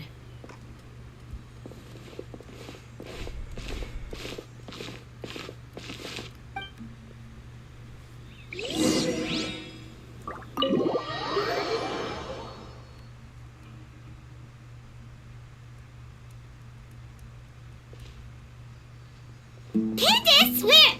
Whoa, you look furious. Do I? Huh. What gave it away? Oh, there's no mask that can hide true bloodlust. Cover up your eyes, and it'll still show itself at the corners of your mouth. Perhaps I need to work on my composure. Still, it's perfectly understandable why I'm angry. I'm sure everyone present would agree. Yes, ma'am. Please, don't beat us anymore. We're gonna die. Maybe a little light, maybe a little fire. A fire will make them talk. Well, looks like Sino taught her well. You fear death yourselves, yet you do not hesitate to place the lives of others at risk. The absurdity is mind-boggling. The ones you call mad scholars are known to us as the Village Keepers. They are vital members of our community, and some even count them as family. You come here, to my village, and you treat my people as nothing more than stepping stones towards your goal. Tell me, what would you do to you in my position? Maybe a little fire. Mercy! Please have mercy! Your mercy? That passed the moment you executed your plan. You've made your bed.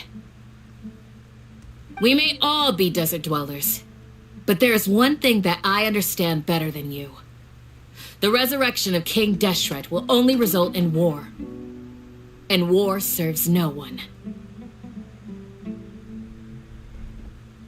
The people of Aru Village care little about which god is in power. Life may be tough and tiring, but we wish to preserve our way of life. A war would only cause us to lose all that we have. And that is not a responsibility that you can afford to shoulder. We understand. We're sorry. It seems there is one way you can redeem yourselves. Tell us the location of this. Tell us the location of the gathering, and we'll let you go. I'll tell you everything I know. Please, just let us go. I'm listening. You might not believe this, but it wasn't us who came up with this idea. Someone was spreading rumors in the tavern. That's how we ended up hearing about King Deshret's resurrection. Some mystery man told us that mad scholars will make the perfect sacrifice to usher in King Deshret's resurrection. They give their lives, and we can get anything we wish for. They're called village keepers. Slip up again, and you'll regret it. Yes, sorry. It was all that mystery man's doing. He told us to spread the word about King Deshret's resurrection and talked us into helping him. In return, he said he'll help facilitate the resurrection process. I'm not sure. That's one. Huh? One what? Strike. You get a total of 3. Then, you die by my hand. Wait, I'm telling the truth. We don't know anything. It was all him. 2. He got us to lure them out of their houses in the night with some kind of incense. We take them to a junction outside the village. Then the mystery guy takes them from there.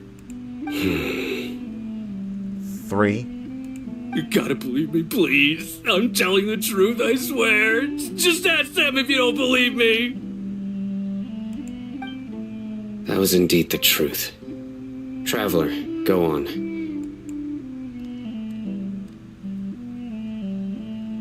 You have to believe me. If I knew that, I would have told you his name right away. I'm not risking another beating to keep his secrets. No way. That guy, he wears a cloak, and he's always careful to cover his face. He calls himself King Deshret's envoy. I believe I may know what's going on. Uncle Anpu? What do you mean?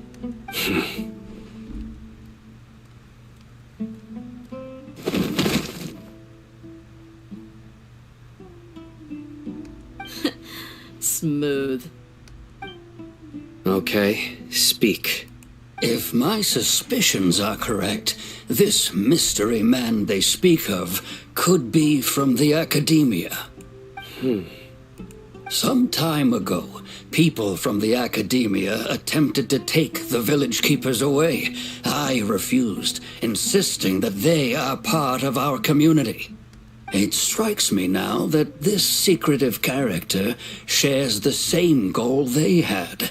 Which means it's highly likely that the academia was purposely spreading a false rumor to trick the radicals into delivering the village keepers right into their hands. They were the ones who brought them here to begin with. Now they're trying to take them back? We aren't gonna let that happen. Not the academia again. Just as I thought. But what could they want with the village keepers? People are nothing but tools in the eyes of the academia. A change in their plans likely means they found another way to exploit the scholars. Regardless, our top priority now is locating the village keepers. You're right. Isak is still waiting for news on his grandpa. Time to go. Let's leave the village and try to track them down. Yes. Pack up and get ready to leave. You got it. Candace, I'll let you deal with the radicals. Leave everything outside the village to us. All right. Let's meet back here once everyone's ready.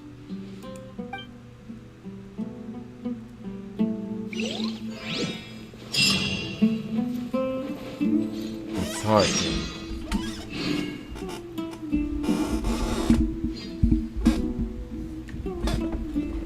I just gotta use the bathroom.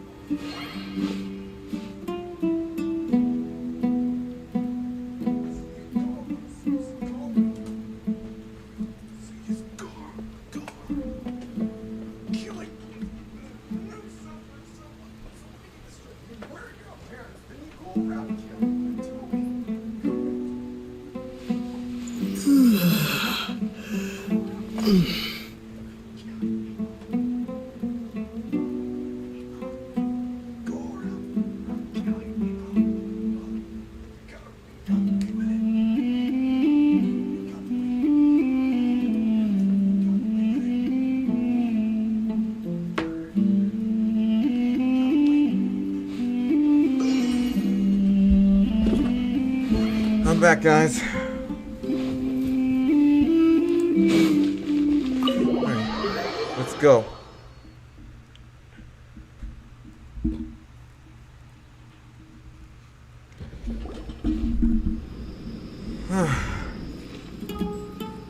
Let's get some food in us and then we'll... Woo! Where did you come from? Well, as you can see, I am merely sitting here and reviewing what we have deduced thus far. You were gone for ages! And now you're suddenly sitting here musing to yourself? Where have you been anyway? Hey, what's with the silence! You never think things through before asking questions. I'm giving you some time to make up for that. Paimon's so mad! Paimon's gonna give you an ugly nickname!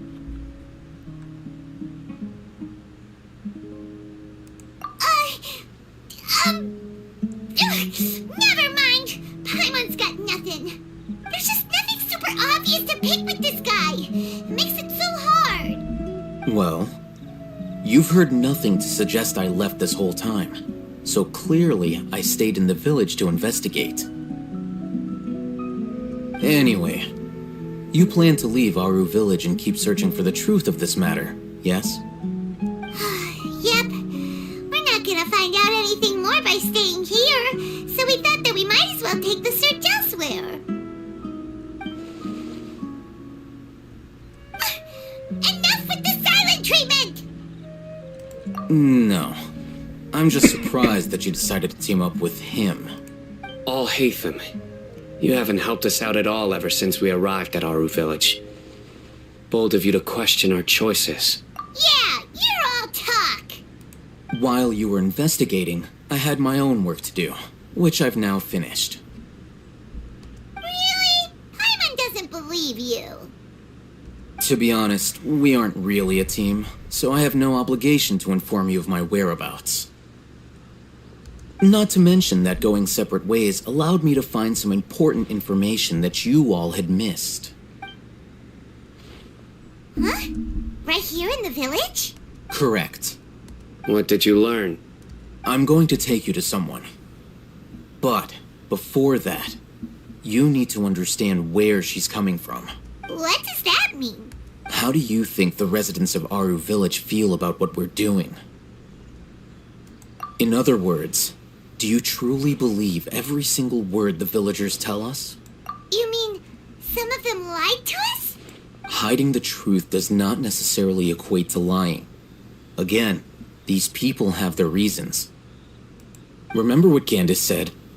Most people in Aru village don't necessarily care which deity is in charge of Sumeru.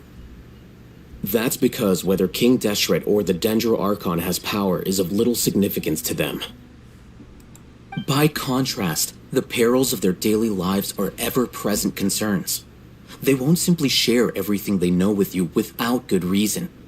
That's why you believed there was no further information to be found in this village. Glad you're following along. It looks like we missed some few things, and Al-Haytham pointed them out. Among those you have talked to, there's someone who was consciously keeping you out of the loop. In fact, she's been observing your every move since you arrived. The reason being, to someone who only wants to live their life in peace, any external factors introduce unpredictability into the equation. Those eyes. Those fierce eyes. You look like a real fighter. Don't change the subject. It's quite obvious that she's intimidated by Sino's authority and strength. Right. You were asking about the mad scholars. She corrected herself mid-sentence because she's aware that there are King Deshret fanatics in the village. If she sounds too friendly towards the village keepers, she could easily make herself the radicals' next target. I think it's been a few days since I last saw them. I usually go to bed pretty early, so I'm not too familiar with what goes on at night. Remember? She made a point of denying her involvement in anything that occurs at night. But honestly, I feel quite sympathetic towards them. Even though they act a little strange, they've helped me in the past. If it weren't for them, my house would have collapsed long ago. After speaking to the village chief, it became clear that the village keepers had protected Aru village at night. In other words, the young miss was very much awake during that time. Then why would she lie? By getting involved with an outsider, she risks drawing unwanted attention to herself. As for why she might be so wary about all this, maybe you should ask her. I'll pass on this one. You said that she is afraid of me. If so, it's best if I stay out of this. We're on it! It seems we got ourselves a liar in our midst. Elazar, a cry from Elazar Hospital. I'll need to find out why she lied. And it looks like Nahida's gonna have to hang on for a little while longer. I just hope she's doing okay in there. Miss Shawnee, as we discussed earlier, I've brought someone with me. Mr. Alhaitham, I'm aware of where you stand, but how can I make sure that your friends think the same as you? Huh? What do you mean? We need to clarify our stance or something? Go ahead and talk to her. You'll get the answers you want. Go on. Earn her trust. Is it really that simple? May I call you Traveler? Hi, Traveler. I want to ask you something. Do you think the resurrection of King Deshret can truly change Sumeru for the better? Why's that? That's very similar to what Miss Candace says. I know you two are friends. That's why I'm willing to talk to you, even though I do have some reservations. Before, I wouldn't even have the courage to ask something like this. Traveler, do you believe our lives will get better? Yeah! We came here from another nation, so it isn't wrong of you to be weary. And we aren't really residents of any one nation. But even so, we've met lots of people from different places, and we've always fought for what we believed in. We have friends in Sumeru, and we want to help them. That's why we decided to stay here for a while.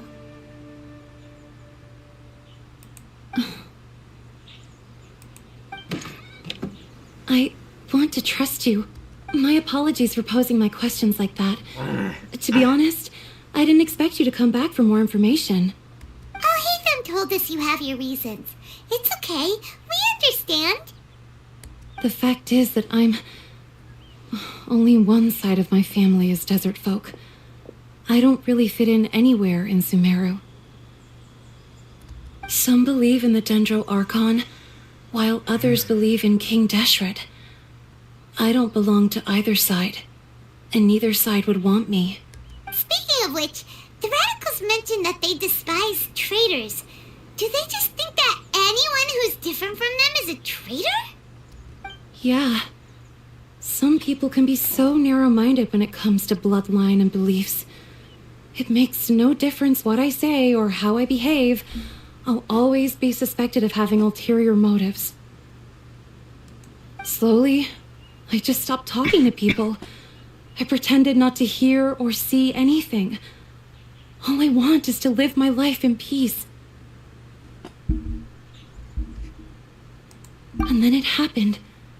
The village keepers who had helped me disappeared with no explanation, and I didn't dare breathe a word about it to anyone. Until now. You can tell them. I'm sure he'll keep your secret. All right. I'll tell you what I told Alhaitham. I actually have a sharper sense of hearing than most.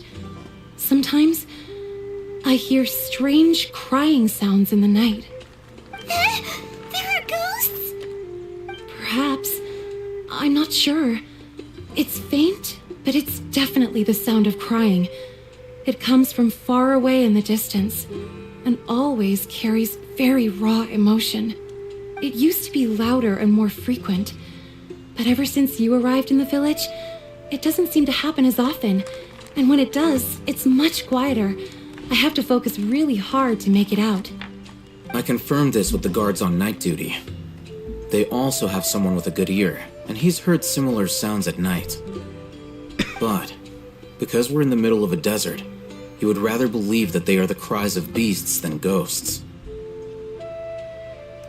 There's really nothing around these parts, except for an old hospital not far from the village.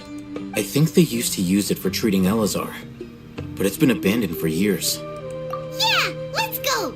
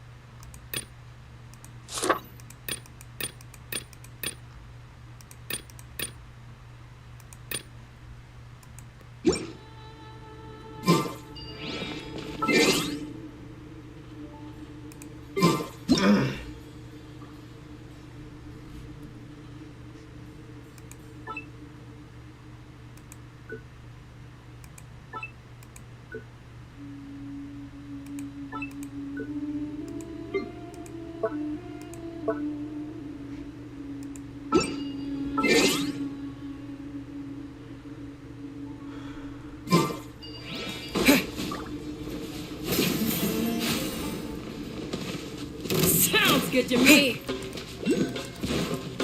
Ooh, is this the place? It's in terrible shape. And they're monsters! Watch out!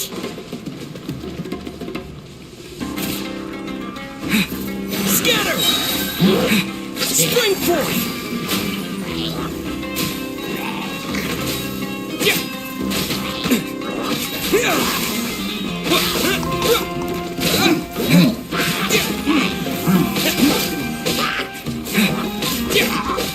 Propagate!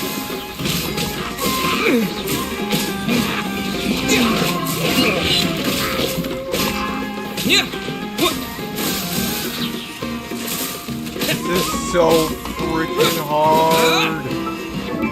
Ugh.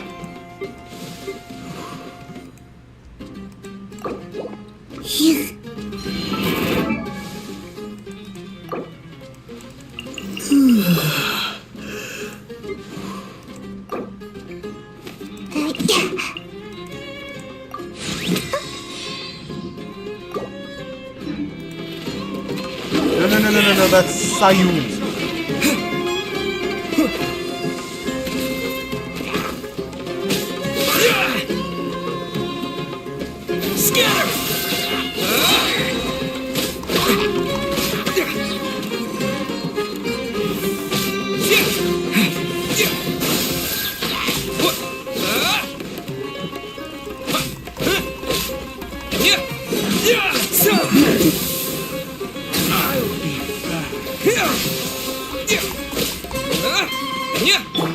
No one escapes my sight!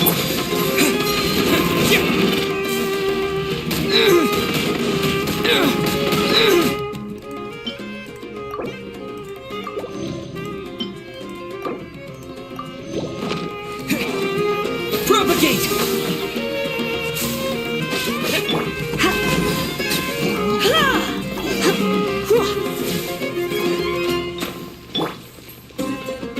Flood of frost.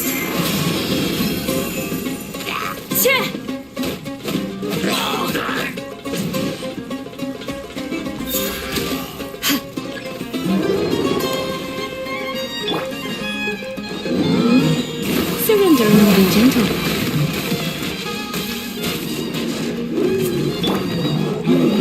Beg for mercy. Scatter!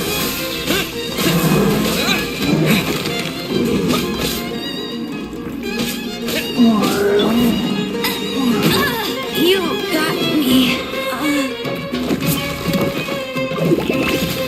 Propagate!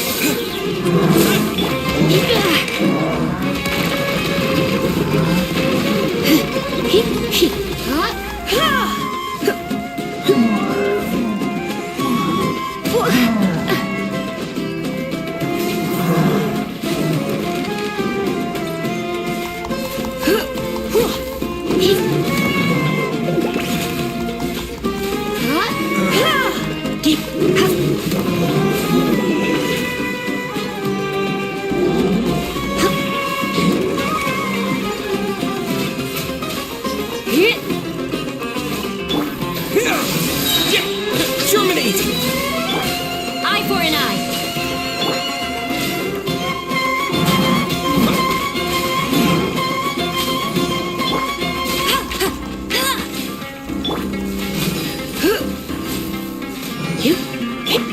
Propagate!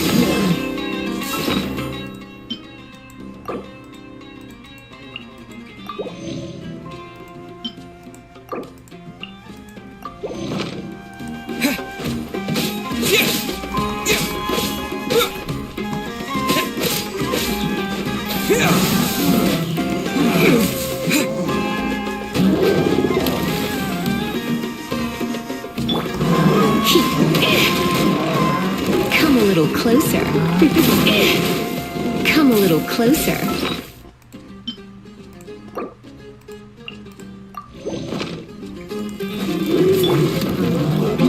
Rack and ruin.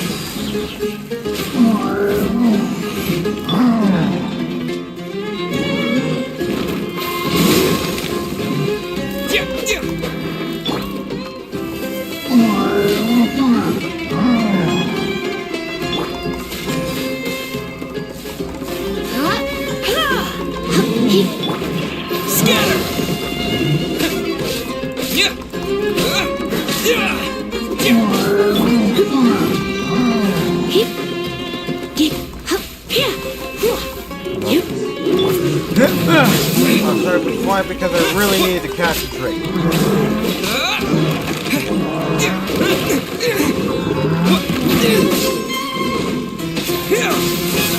Trying to focus. Let it rain.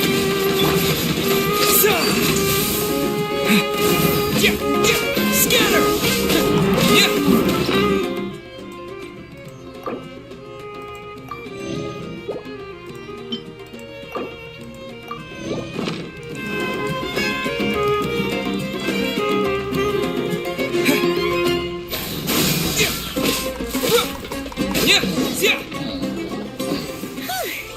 They were easier to deal with than Paimon had expected. Super strong bandits?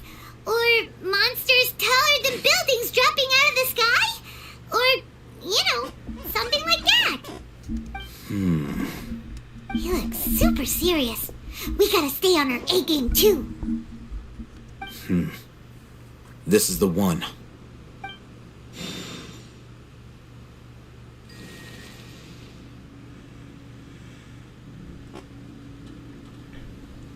The barrier.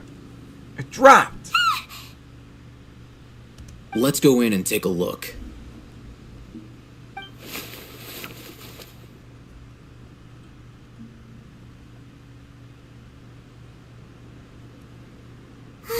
Hey, we haven't found Squat. Are you sure we aren't wasting our time here? Patience. Shawnee says she only hears the crying at night. We have time to burn. Until then, I'm taking a break. And just like that, he sits down. Wait, he even brought a book to read? What are you reading? Let Paimon see. Okay, sure. Huh?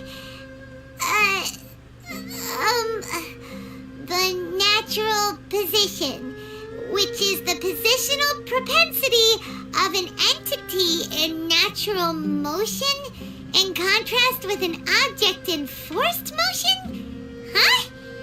When free from external influences, every entity displays the tendency to follow its natural trajectory?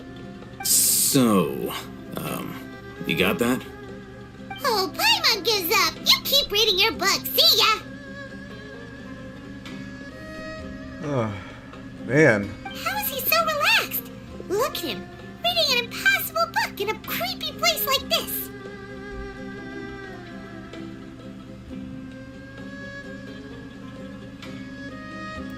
Hey, Paimon's your Tibet travel guide. Paimon knows plenty of useful stuff already.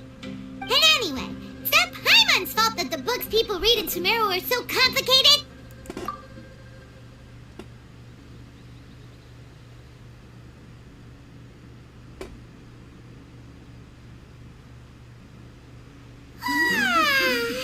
Paimon's getting so sleepy. Huh? What was that sound? There it is. It's coming from that direction. Is the sound coming from here? Huh. Paimon's not seeing anything. It's from below. But there's no way we can get down there. Something is off about the interior here.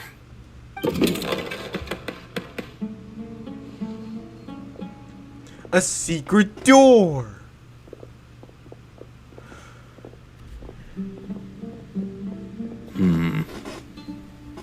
As I thought, there's a hidden structure. Wow. It's like they tucked another hospital into this one. Oh, it looks like there are other mechanisms around here. Let's keep exploring.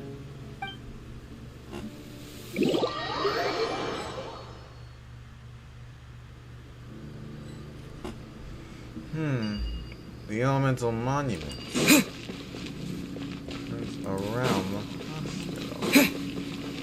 there's something I can...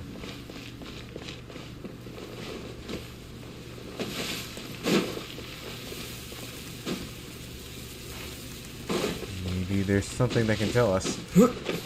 Another puzzle. Another puzzle. Around the hospital. Around the hospital.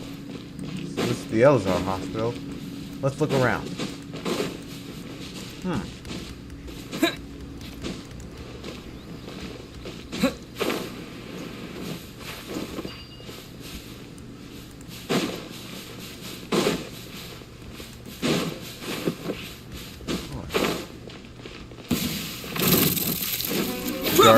Guarded by creatures. Just as I suspected. Ugh.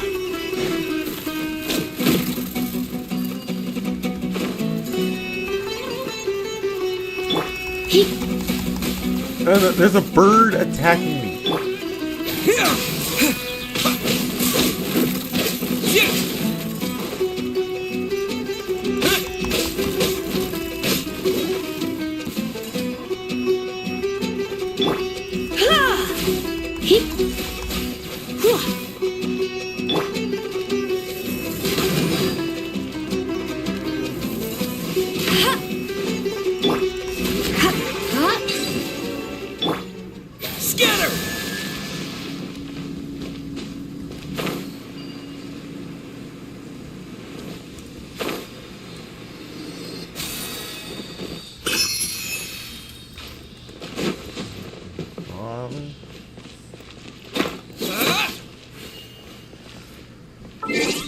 Looks like we're gonna need some help.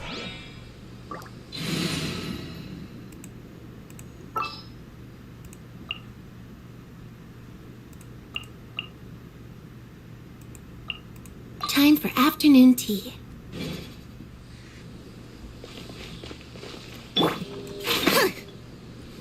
Surprise! Thank you. Propagate!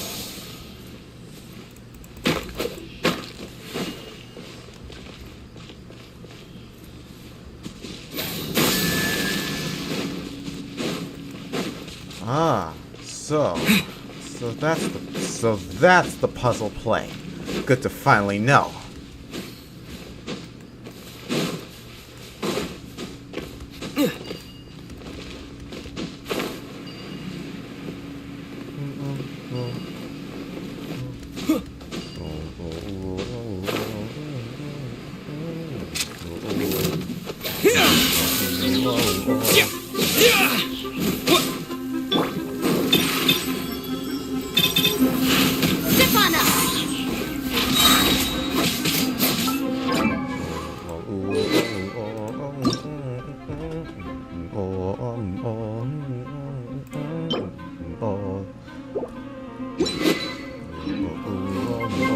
Cue the spotlight!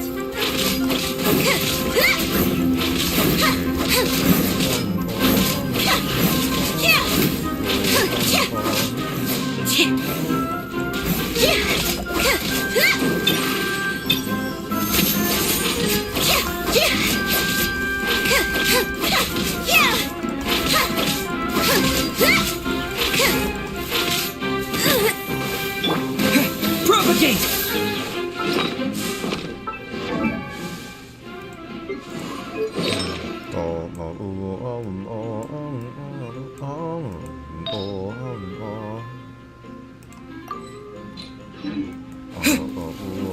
Germinate! Freeze to the core!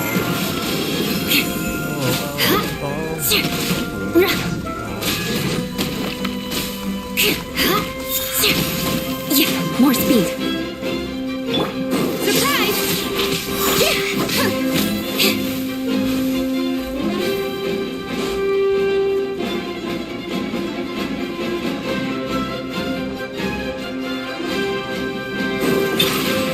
Step on up!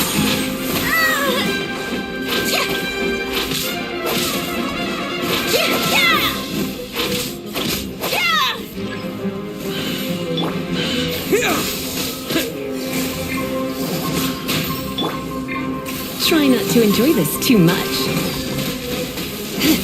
you. Don't be such a brute.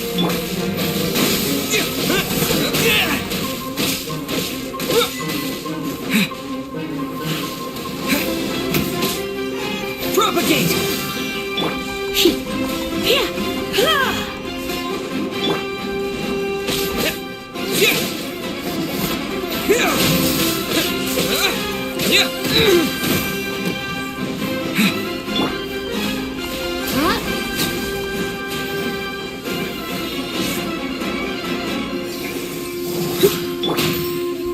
Scatter!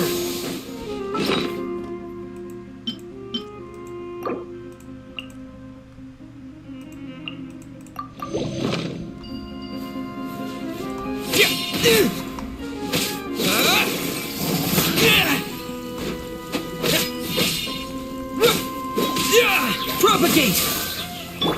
You know, taste the rainbow. Hey, taste the rainbow, buddy. My.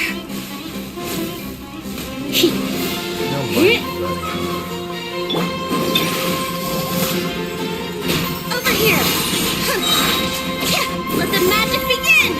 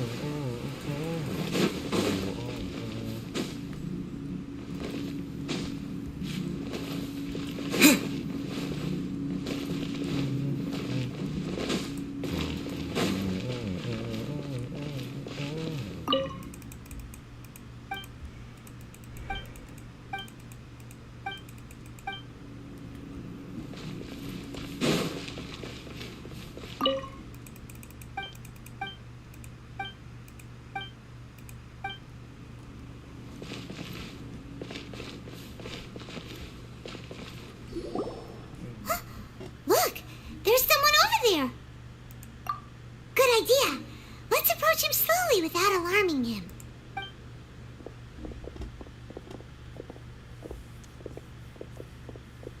Wait.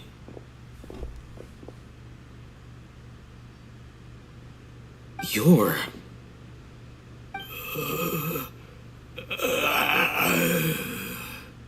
He can't speak, and his eyes are unfocused.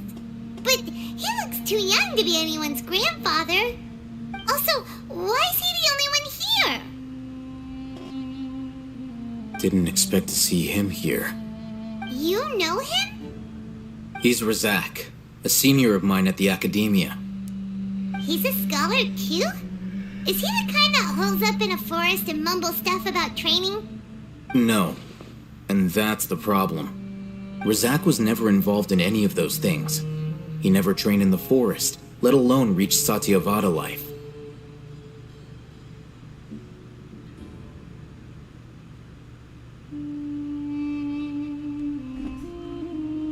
Leaving that question aside for the moment, him being here alone means that we might be too late. Looks like they've already taken everyone away. For whatever reason, they left Razak here. Perhaps they simply didn't have time to come back for him. There are drag marks on the ground. They're clearer by the doorway. Someone was forcefully drawing a cart that was loaded with something heavy. Loaded with people? That is one possibility. It looks like they were in a hurry, as if they were afraid of being caught. In their haste, they failed to notice Razak hiding in a corner. The symptoms are identical. Looks like we found living proof. Huh? Why do you say that? Allow me to jog your memory. Recall your time at Port Ormos. Don't you think his symptoms look familiar?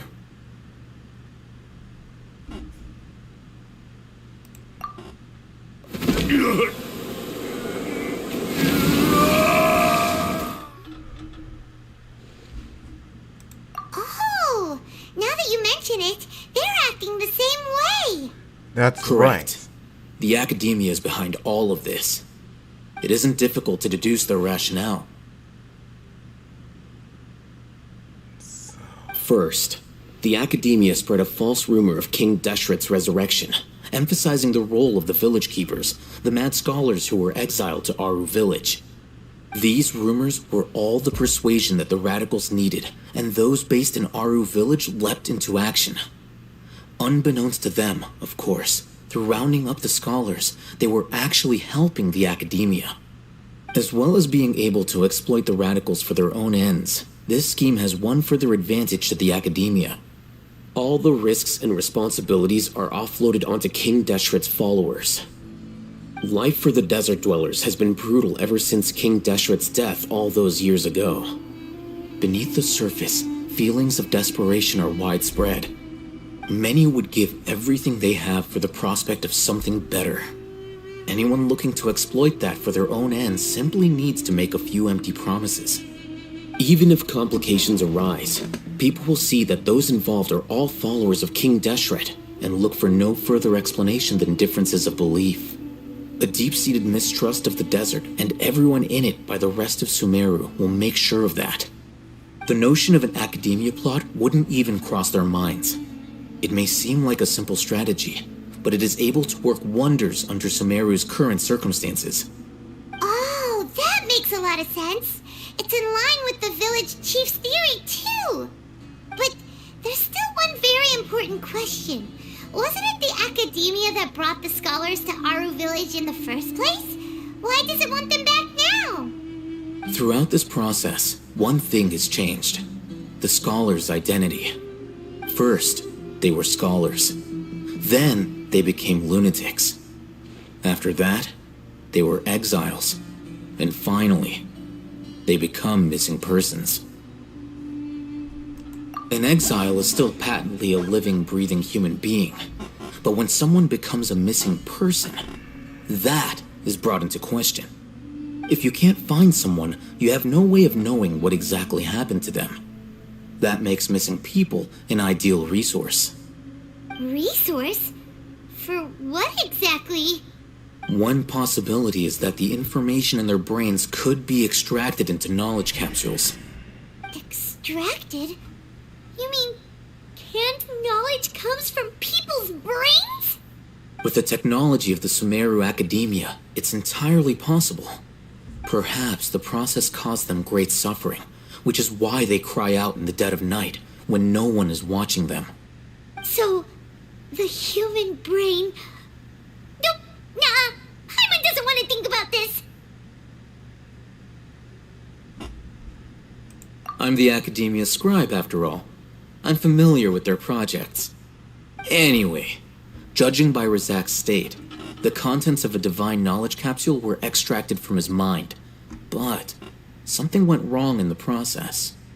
Or perhaps his curiosity got the better of him, and he used such a capsule for himself. Paimon's a little confused. Can they just use anyone's brain?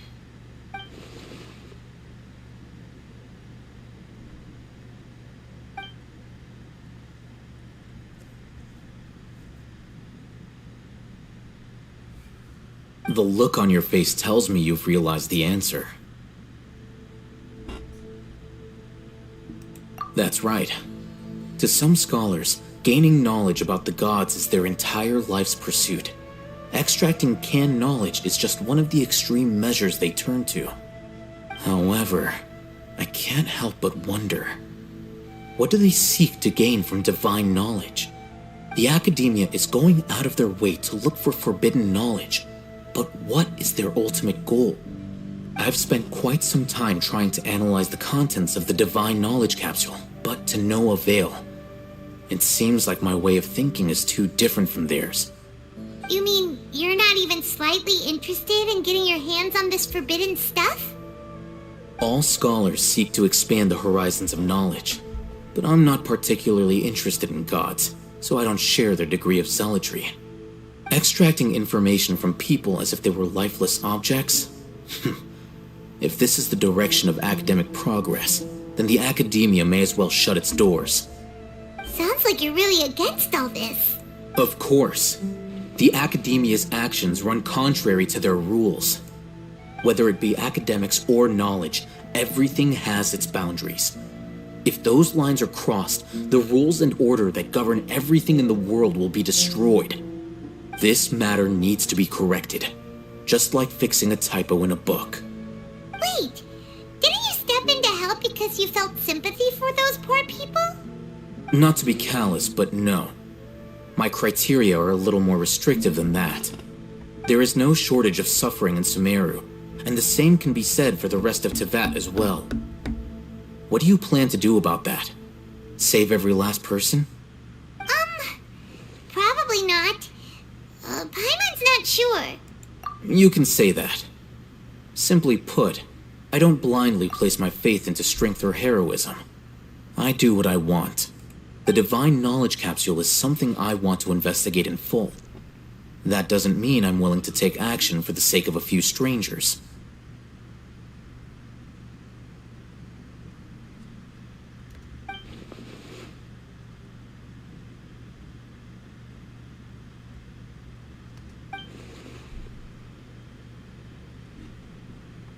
Paimon's been wanting to say this for a while. There are a lot of bad guys in the academia, but you're not one of them. You're their weirdo. You're probably right. Though I must say, I quite enjoy this feeling of being the odd one out. Uniqueness is also an asset, is it not? Wow, that's a great way to think about it. Paimon's really impressed. If only Miss Shani had a similar mindset, her life would definitely be a lot easier. I'm just a more likable person than her in general. There's nothing more to it than that.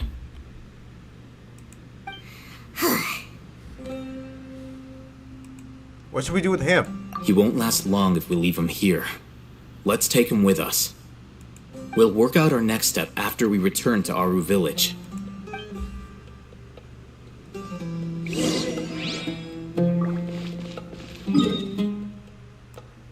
And it looks like...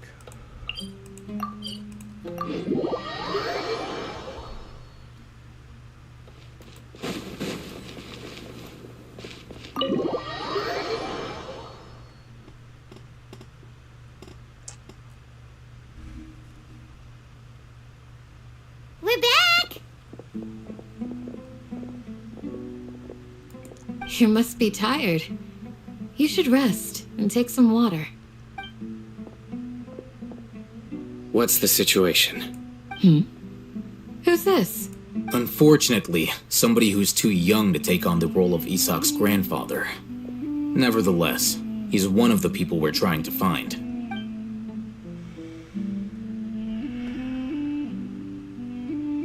So, at one point in time, the abandoned Elazar Hospital served as the Academia's site for extracting divine cant knowledge. Yep, Yep, pretty much. that's right. Their plan must have been implemented at some point before we arrived at Aru Village, since divine cant knowledge has been in circulation for a while now.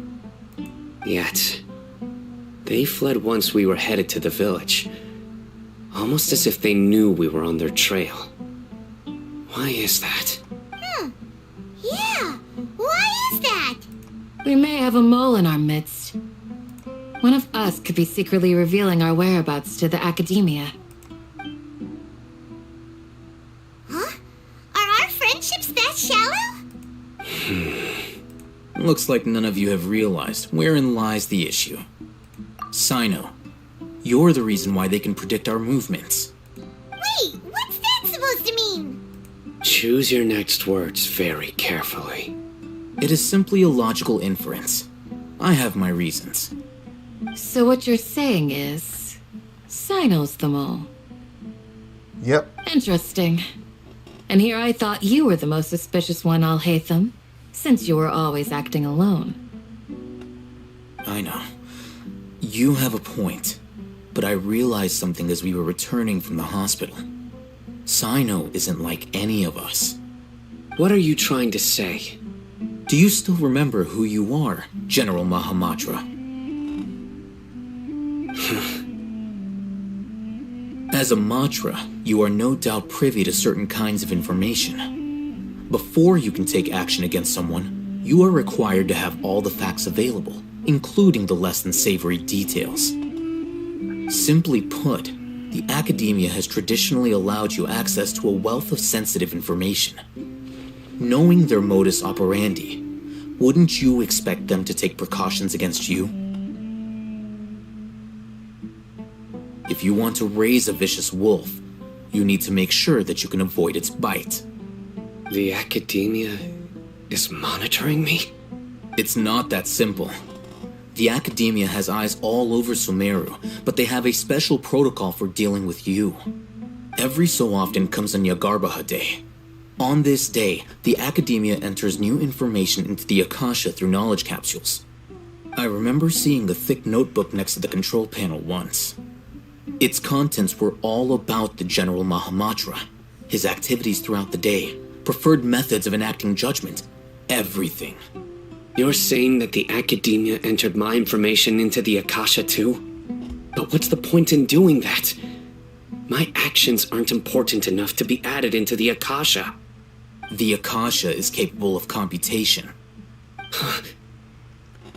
The Akasha's algorithms are entirely capable of predicting your movements using the data entered. When you would depart, the route you would follow, your destination. It knew all of this. It looks like the academia wants Sino dealt with once and for all. It predicted my every move. The academia has been watching you longer than you think.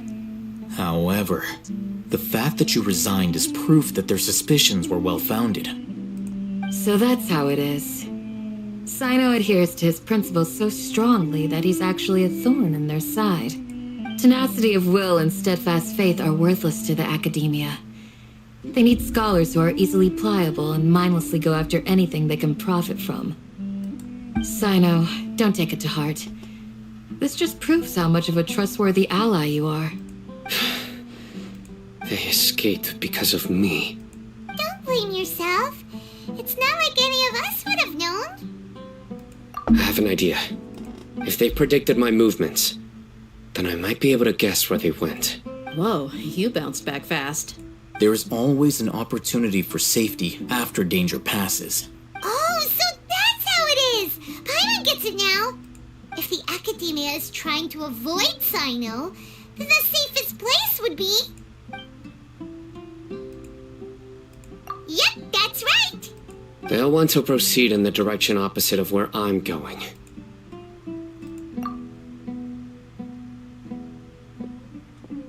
I must go. There's also something I want to investigate. Let's go, guys! After him! Please, wait! I want to go too! I believe this is way too dangerous. You want to go too? If so, you have to promise you'll stay safe. I want to find Grandpa. I promise I'll be careful and not cause any trouble.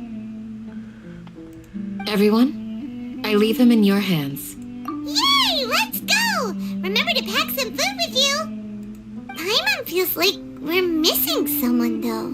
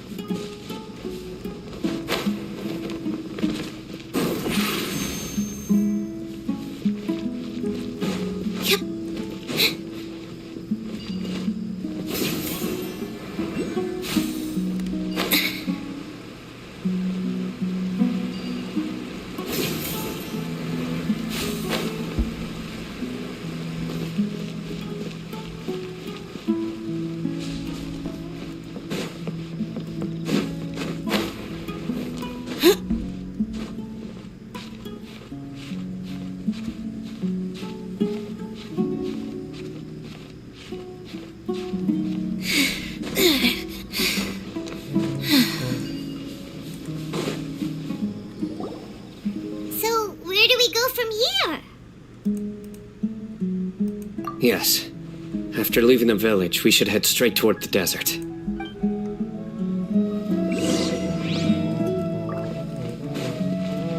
I know the desert like the back of my hand. Is that because you play here a lot?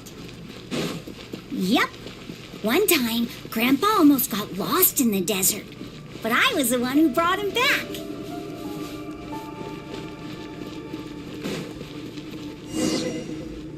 There's something here. What's this? It's buried in the sand. Looks like we'll need to roll up our sleeves and do some work. And Paimon thought running around everywhere was already enough work. Okay. So, we have to dig it out? Whatever's down there, it looks like it's buried really deep.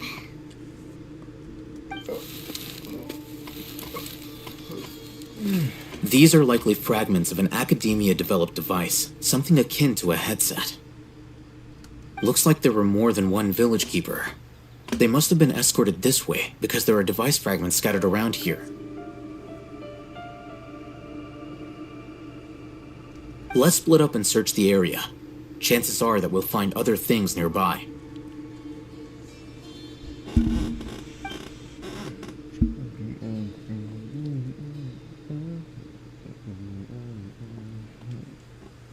Is this what we're searching for? It looks kind of scary. This is definitely a device used to extract divine knowledge. How did it end up buried in the sand? That can't have been part of the plan. They must have been attacked along the way. Wait, what? Grandpa, I hope you're okay. Don't worry, your grandpa's gonna be fine. Razak didn't display any signs of starvation or dehydration, which means that they left fairly recently. We should be able to catch up. One more thing. Given that the device had been entirely covered by sand, I believe the attack must have happened prior to the sandstorm.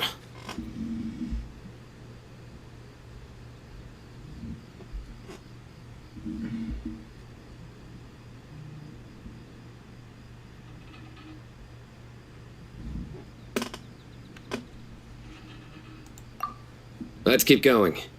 They can't have gone far.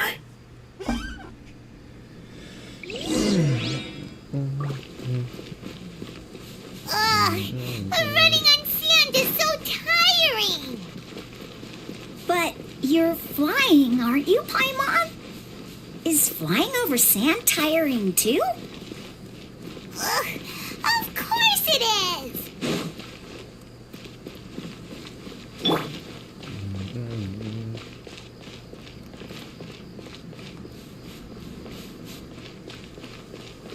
Voices, over there.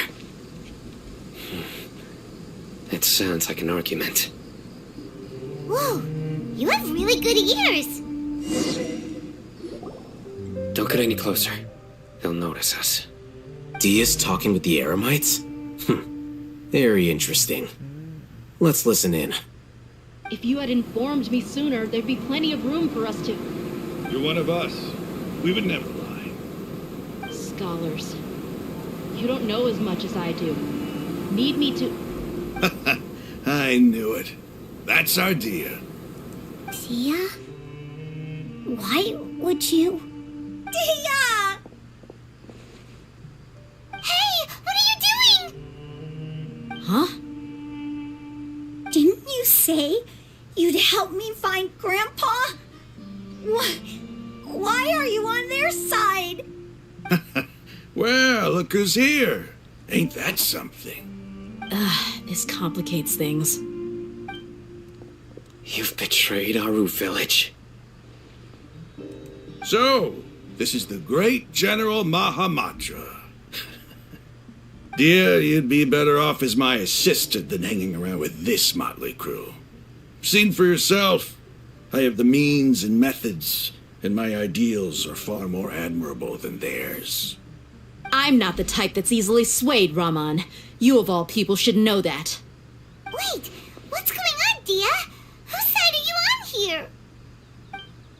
Shut it, Paimon. It doesn't matter. Whichever side you pick, nothing can deter us from the grand mission of resurrecting King Deshret.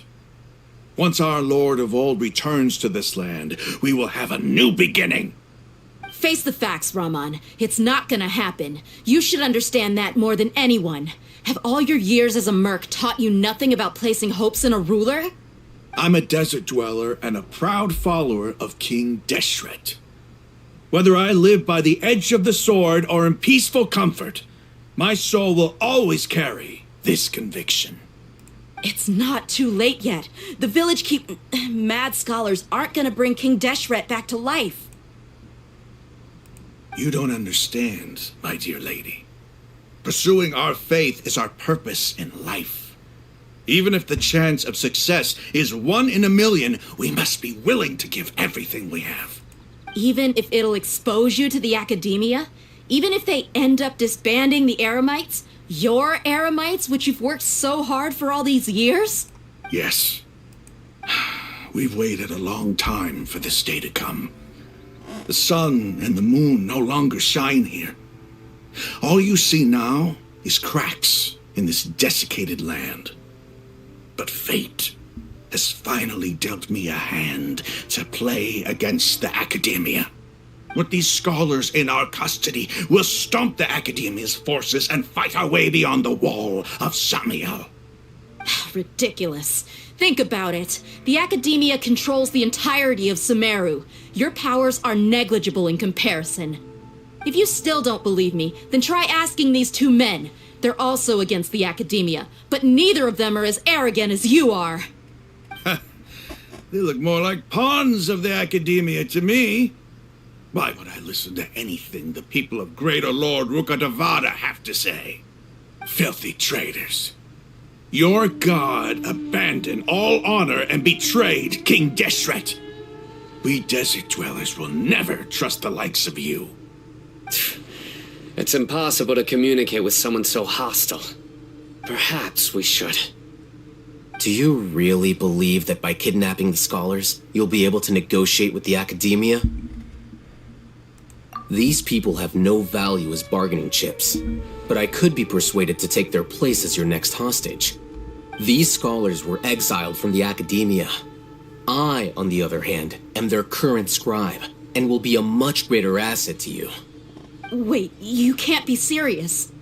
So, you want to trade places with the hostages, do you? Precisely. Any wise person would gladly accept my offer. What are you thinking? What if they decide to kill you instead? Well, that would be bad luck for me. However, I'd get the chance to observe the scholars, perhaps even find out the truth. Think you can talk me over with that confident look of yours? I'm not trying to persuade you. I'm using this as a means of joining forces against the Academia. You are the scribe. What do you have against the Academia? Not all desert dwellers believe in King Deshret, and the same applies to the Academia. Why must all knowledge seekers approve of the Academia's way of doing things? You Academia scum. Every last one of you is nothing but a hypocrite, just like everyone else on the other side of that wall. I've made myself clear enough. I won't listen to another word from the Dendro Archon's people. Not so fast. I'll hate them. Do you stand by everything you just said? I never make empty promises. You know you're making a dangerous decision, right? I do. Good. Raman, hear me out. These people are my friends. Maybe you can't take the followers of the Dendro Archon at their word, but what about me? Do you trust me? We've known each other for years. Of course I do. In that case, I'm willing to vouch for their honesty with my right arm. Come on, Raman, don't be a coward. If you're serious about taking on the Academia, you need to steel yourself. You can't be afraid. An arm from the Flame Mane. You've piqued my interest. But what if you refuse to oblige? What should I do then? No one's a fool here, Dia. We're mercs. And mercs don't tend to live long unless they have their wits about them. You're not wrong, but this is different. I promised my friends that we'd bring back the village keepers together. Let's do it right here, then. Give me your right arm as proof of your resolve. Don't listen to him! He's not even trying to negotiate! He just wants to make things more difficult! That's fine. Are you crazy? We came here to save lives. One arm for that many people is still a pretty good deal, if you ask me. Rahman, I'm holding up my end of the deal here. You'd better not let me down. Sure. Go ahead and cut off her right arm.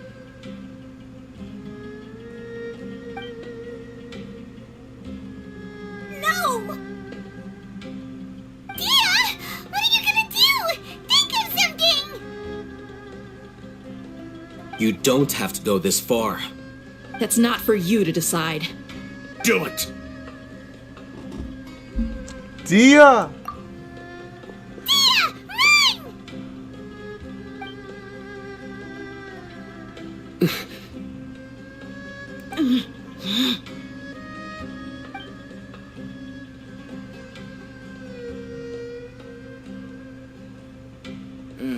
Stop! What's wrong? Can't do it? Flame Mane, you and I are both desert folk. Cutting off your arm is no different than cutting off my own fingers. Where's the sense in cutting my own kin to pieces? You've shown me that you're serious. Go on now, take your friends and leave. Meet me in the desert at noon tomorrow.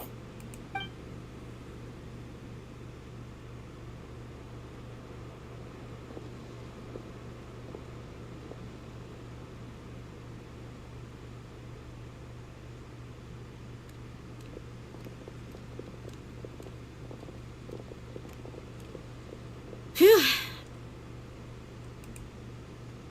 I was really counting on him not going through with it. Dia! That was crazy! Have you all lost your minds? What if he'd actually cut your arm off? Then I just have to hold my claymore with my left arm. Okay, I'm sorry. But sometimes when you're out on a limb, you gotta double down to seal the deal, you know? Don't ever make a promise like that again. I can deal with the likes of them. If it came down to it, you would not lose to them either. I don't doubt it, Sino. But this is about more than me and them. There's a lot more where they came from.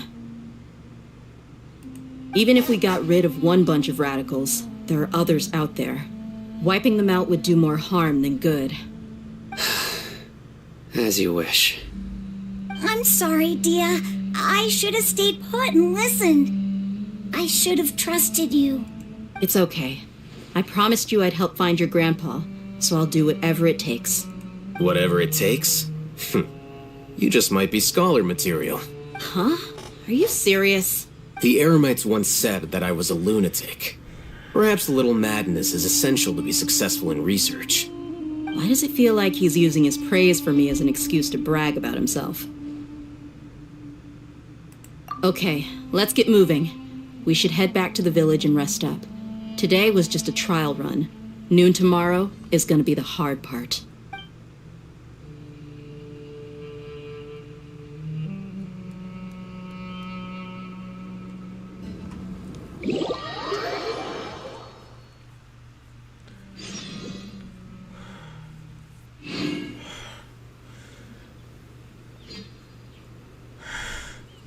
I will. How long have I been streaming?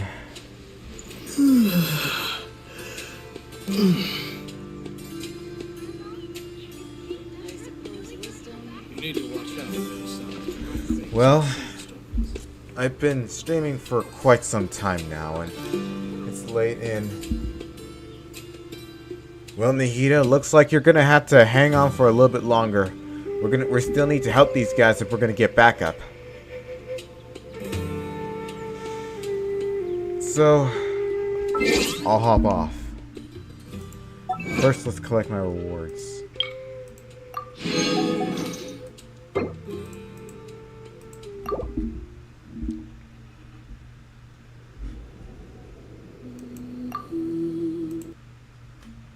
Alright, and be sure to like, comment, and subscribe, and I'll see you next time. Hold on, Nahida. Just hold off for a little bit longer.